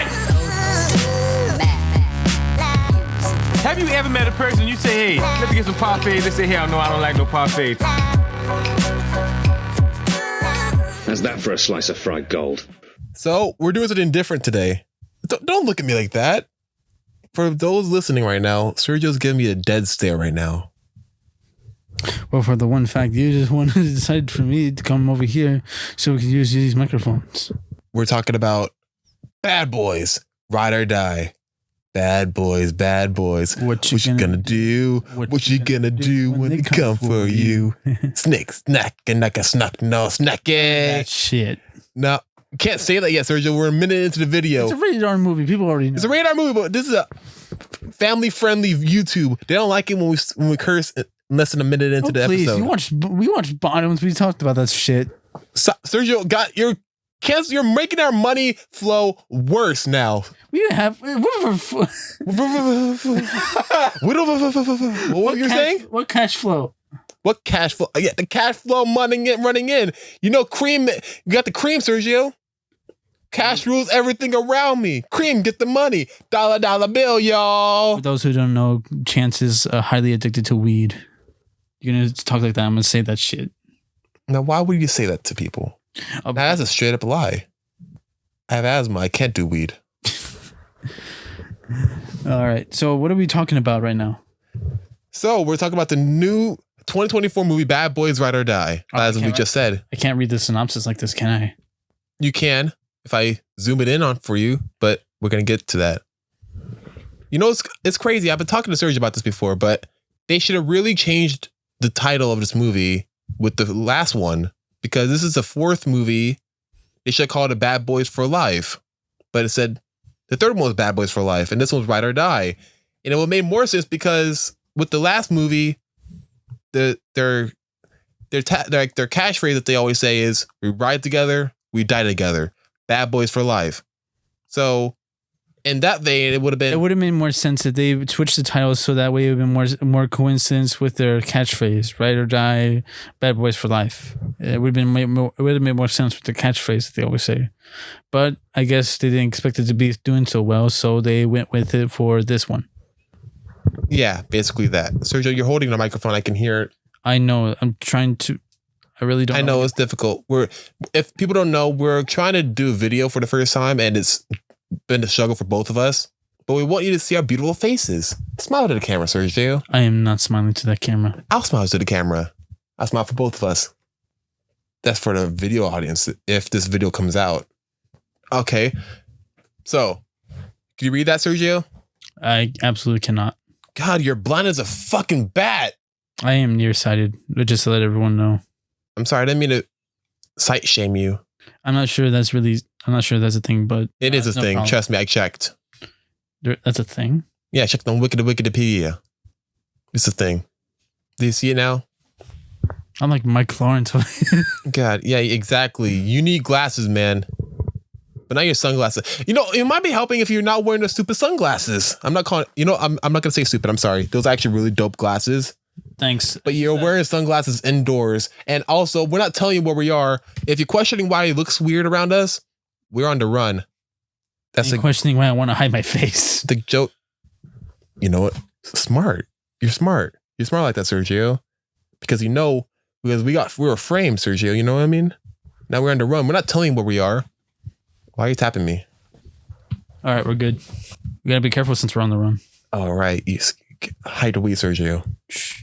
Can't say that on the air, man. I can say whatever I want. So what is God on the air? God. What about your marijuana, Sergio? All right. So let me let's get into the basic info. We have a routine. You gotta take the routine, Sergio. Then why'd you put up the synopsis already? Because I'm getting ready for it. All right, then let's go. Be prepared, like the Lion King song. You let me go. You're not gonna do it? I'm gonna do it. Are you gonna let me?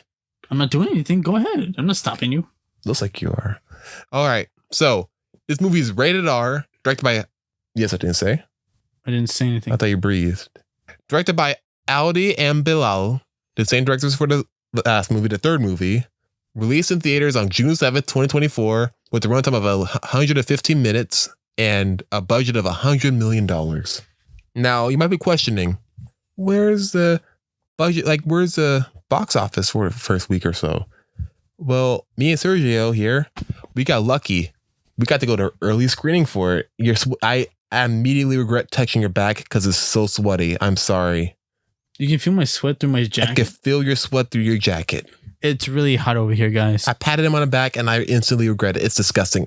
God, I don't even know where to wipe it on. I don't want to wipe it on myself. I don't want to wipe it on the couch. I don't want to wipe it on you. It's equally just as much. Like, we really probably shouldn't be touching each other considering how hot it is in here.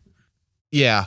So let's get into the cast. We got Will Smith returning as Mike Lowry, Martin Lawrence as Marcus Burnett, Paola Nunez as Captain Rita Sakana, Ian Graffood. Is it Ian Graffood as Lockwood, Rita's husband, Tiffany Haddish as Tabitha, and Joe Pantoliano as Captain Conrad Howard. And Sergio, can you do us a favor?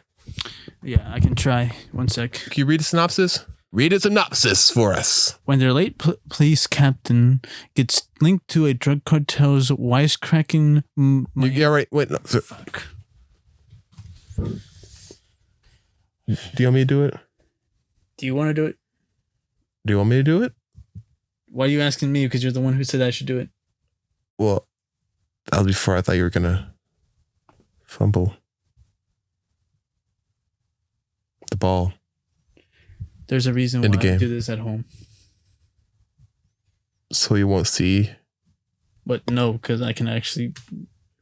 Never mind. I'm sorry, continue. Do you want me to do it? Go ahead, man. Go ahead. Okay.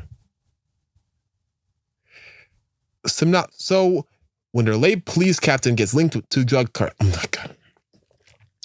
You see how hard that is? No, I have a dry mouth because it's hot in here. Where's your water? Didn't you bring one? When our late police captain gets linked to drug cartels, wisecracking... Wait. When their late police captain gets linked to drug cartels, wisecracking Miami cop...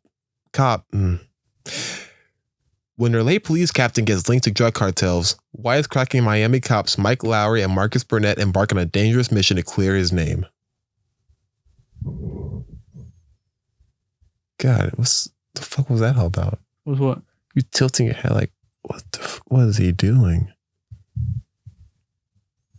You don't do gestures? I do gestures, but I feel like you were trying to do like a Jim from The Office type of thing, but it didn't come across as that. You're looking to the camera with your glasses on. No one can see you. I'm not looking into the camera. Good. No one can tell. That's okay. So let's talk about the movie, Sergio. Your thoughts. This is going to be... Before we say anything, sorry. We're going to talk spoiler free first, and then we'll talk spoilers after we give our rating. Shouldn't we just say spoiler alert from here on out? Yeah, that's what we're going to do. Just a warning. So how can I talk about the movie when... People might walk away after opening because they might think, oh my God, this might have spoilers, and they'll leave immediately. This is a way to tell them that, don't worry, we got it all planned out.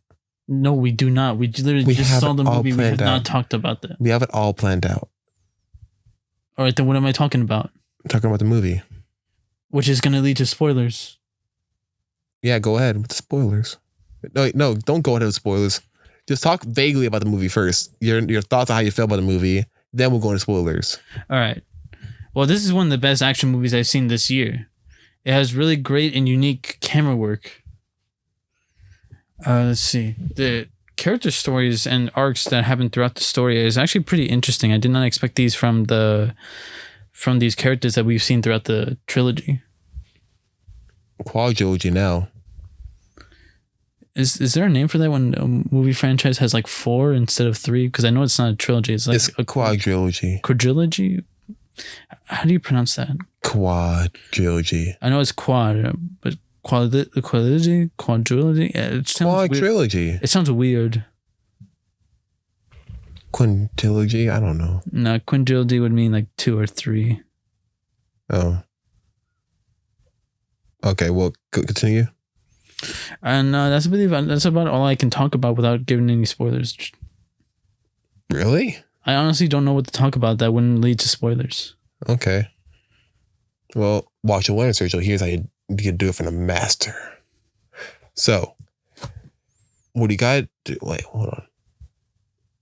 Just give me a second. Okay, I got this.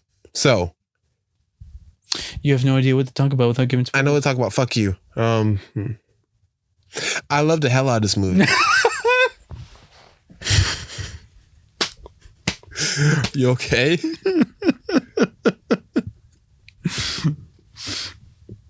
You spent so long pausing, and that's what came out. And that's it. What do you want? A whole essay? Let me give a whole speech, a whole monologue. That's why I said, should we talk about spoilers now? Because we're not talking about spoilers right now because people don't know. Know what? We just saw the movie on an early screening, Sergio. So people don't know. When are you releasing this again? Depends on how lazy I am. All right then. Continue. Chitty chitty bang bang, motherfucker. So it was so much fun. First thing I said when I got into the movie, do you remember what I said once the Sony logo appeared? No. Please be good. Because I put the music volume down because you're starting to hear you whistling as you breathe. I'm sorry.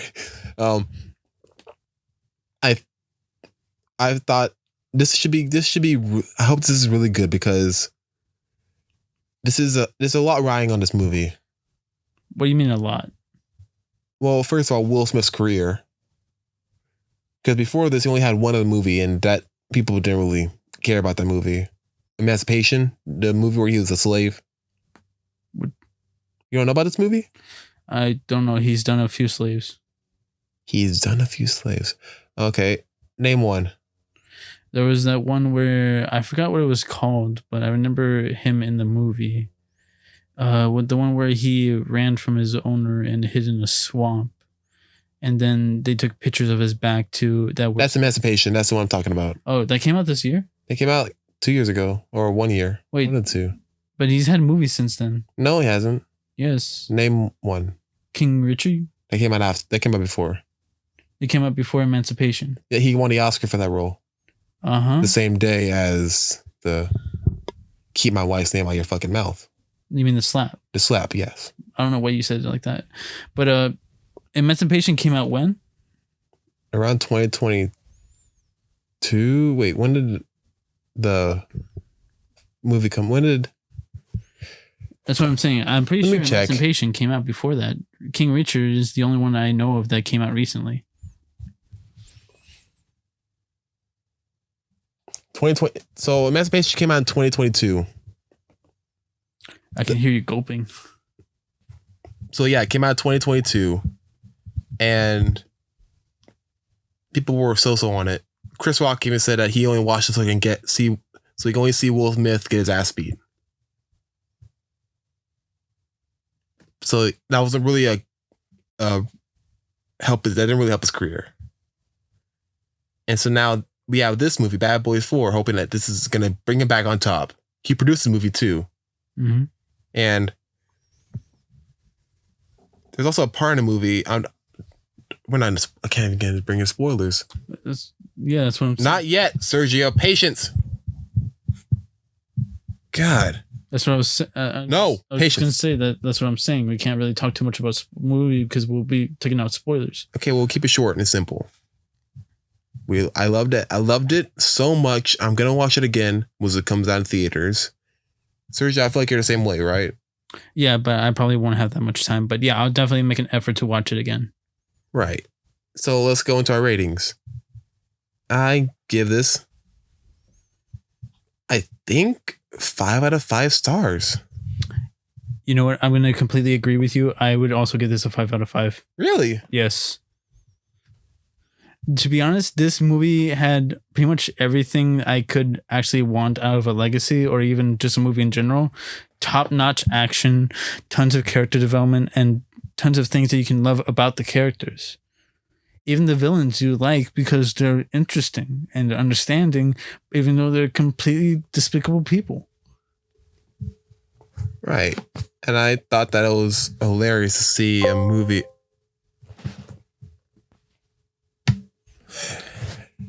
I thought it was hilarious that like shit. I lost my train of thought. To see a movie in this kind of with this kind of humor, actually, can I talk about like its use of camera, its camera use that without being it spoilered? I think so, but wait, yeah, sure. Go ahead. We're gonna go with spoilers. Fuck it. We already said our ratings. True. Spoiler alert. Spoiler alert. It's really spoiler alert. Can I? Okay, go ahead. Sorry. I'm sorry. I didn't mean to get you angry. I thought you think it was funny. I thought it was very interesting how they use slow motion scenes in this, where they mostly use it for comedic purposes. Usually, you see those more in action scenes, like action shots, like slow motion bullet reloads, slow motion catching the bullet as it flies through the air. Where in this one, it did kind of the opposite of that, where it used more slow motion for comedic scenes, such as Marcus catching a jelly bean in his mouth and drinking the juice. The juice. Yo, why you say it like that? That's sick. Oh, come on. Anyways, and then they use a bunch of action.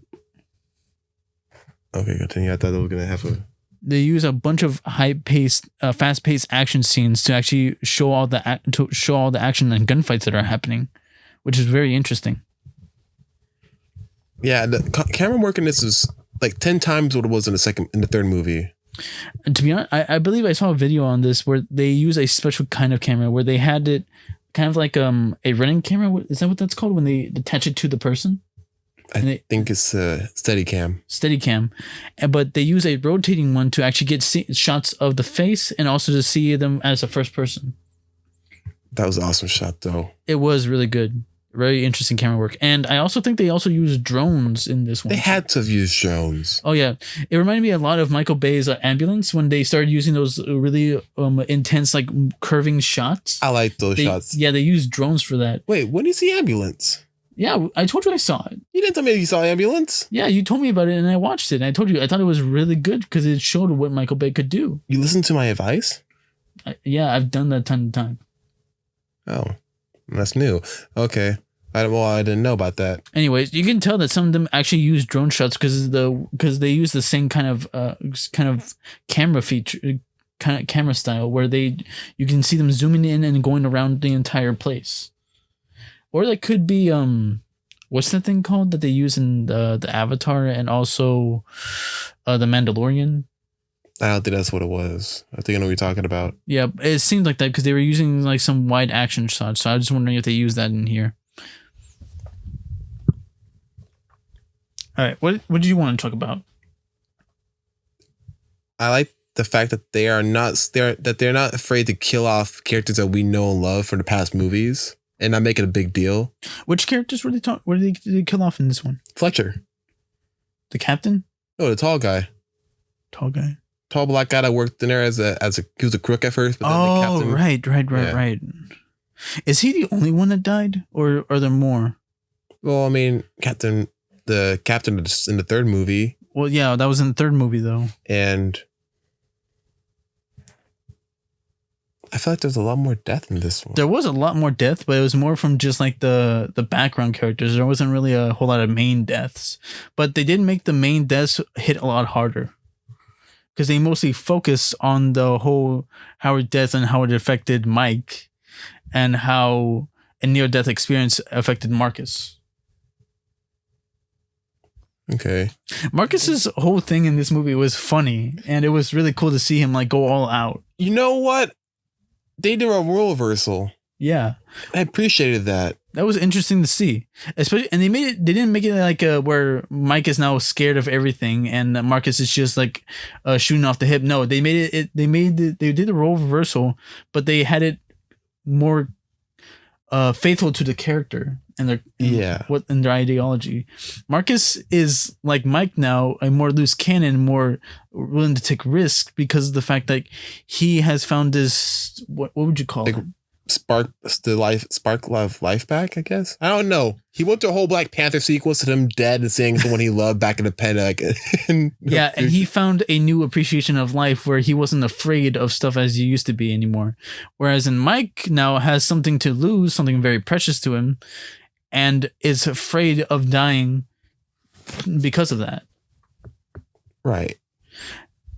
It is a lot, man. A lot happened in this movie. It was like, just, we can't even go, we shouldn't go deep in every single shot, but like, there's a lot of stuff we can talk about. Maybe we might talk about this in another episode or make a part 2 of this. That would be interesting. Even like the cameos. So there was supposed to be a cameo in this movie that didn't appear. It was supposed to be Questlove. Questlove? Yeah, but there was scheduling conflicts. Okay. And also, I think there was another reason why. Is there anything else? Oh, sorry. You want to know ask why? What? Ask why he didn't. Oh, why didn't he come? Well, because at the Oscars, flashback to the Oscars that same year, Chris Rock was introducing Best Documentary. And the winner of Best Documentary was Summer of Soul. And you know, director Summer of Soul? Questlove. You know why I remember this? Do you know why most people remember this? Because that was right after the slap? Right before the slap. Oh, before the slap. Okay. Yeah. So, wait, what does that have to do with this? Sergio, if you were about to be working with a guy that upstaged your whole night that was about you, and you winning an Oscar. You mean he got what's the name for that? Spiteful of that? Probably. Oh, okay. I mean, wouldn't you? No, I was just trying. Sergio, you're gonna get an Oscar. You win an Oscar, and now you got to work with the guy that upstaged you, and now the whole night is gonna be remembered for that one thing that he did before you. But no, because I still got the award. You're like a saint. You're a saint, Sergio. A sweaty saint that I forgot was sweaty. Why do you keep trying to do that? I'm sorry. Pat him on the back and it's still sweaty. I don't know why you're saying that out loud again. They already know that. You said that earlier. Yeah, but sometimes they can't see it because some people might be listening on audio. Okay. So what else do we want to talk about in this movie? Or did we get all our thoughts out of the way? I think that's it, man. All right. Wow. We're going to keep this short because we don't want to stay in here. We're still on the run. Yeah. Oh, shit. Is that the Popo? We better end this quickly. Right. Okay. I'm Chance. I'm Sergio. And this was Brick Wall. What?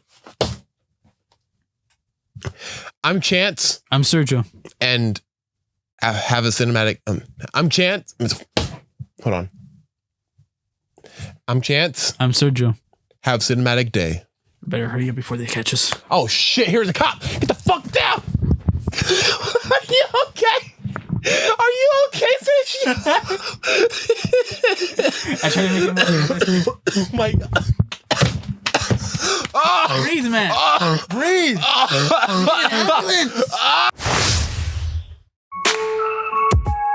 Hey everyone, thanks for listening. And be sure to subscribe to our channel and follow us on Instagram, Facebook, X, and TikTok at Brick Wall Cinema. Have a cinematic day.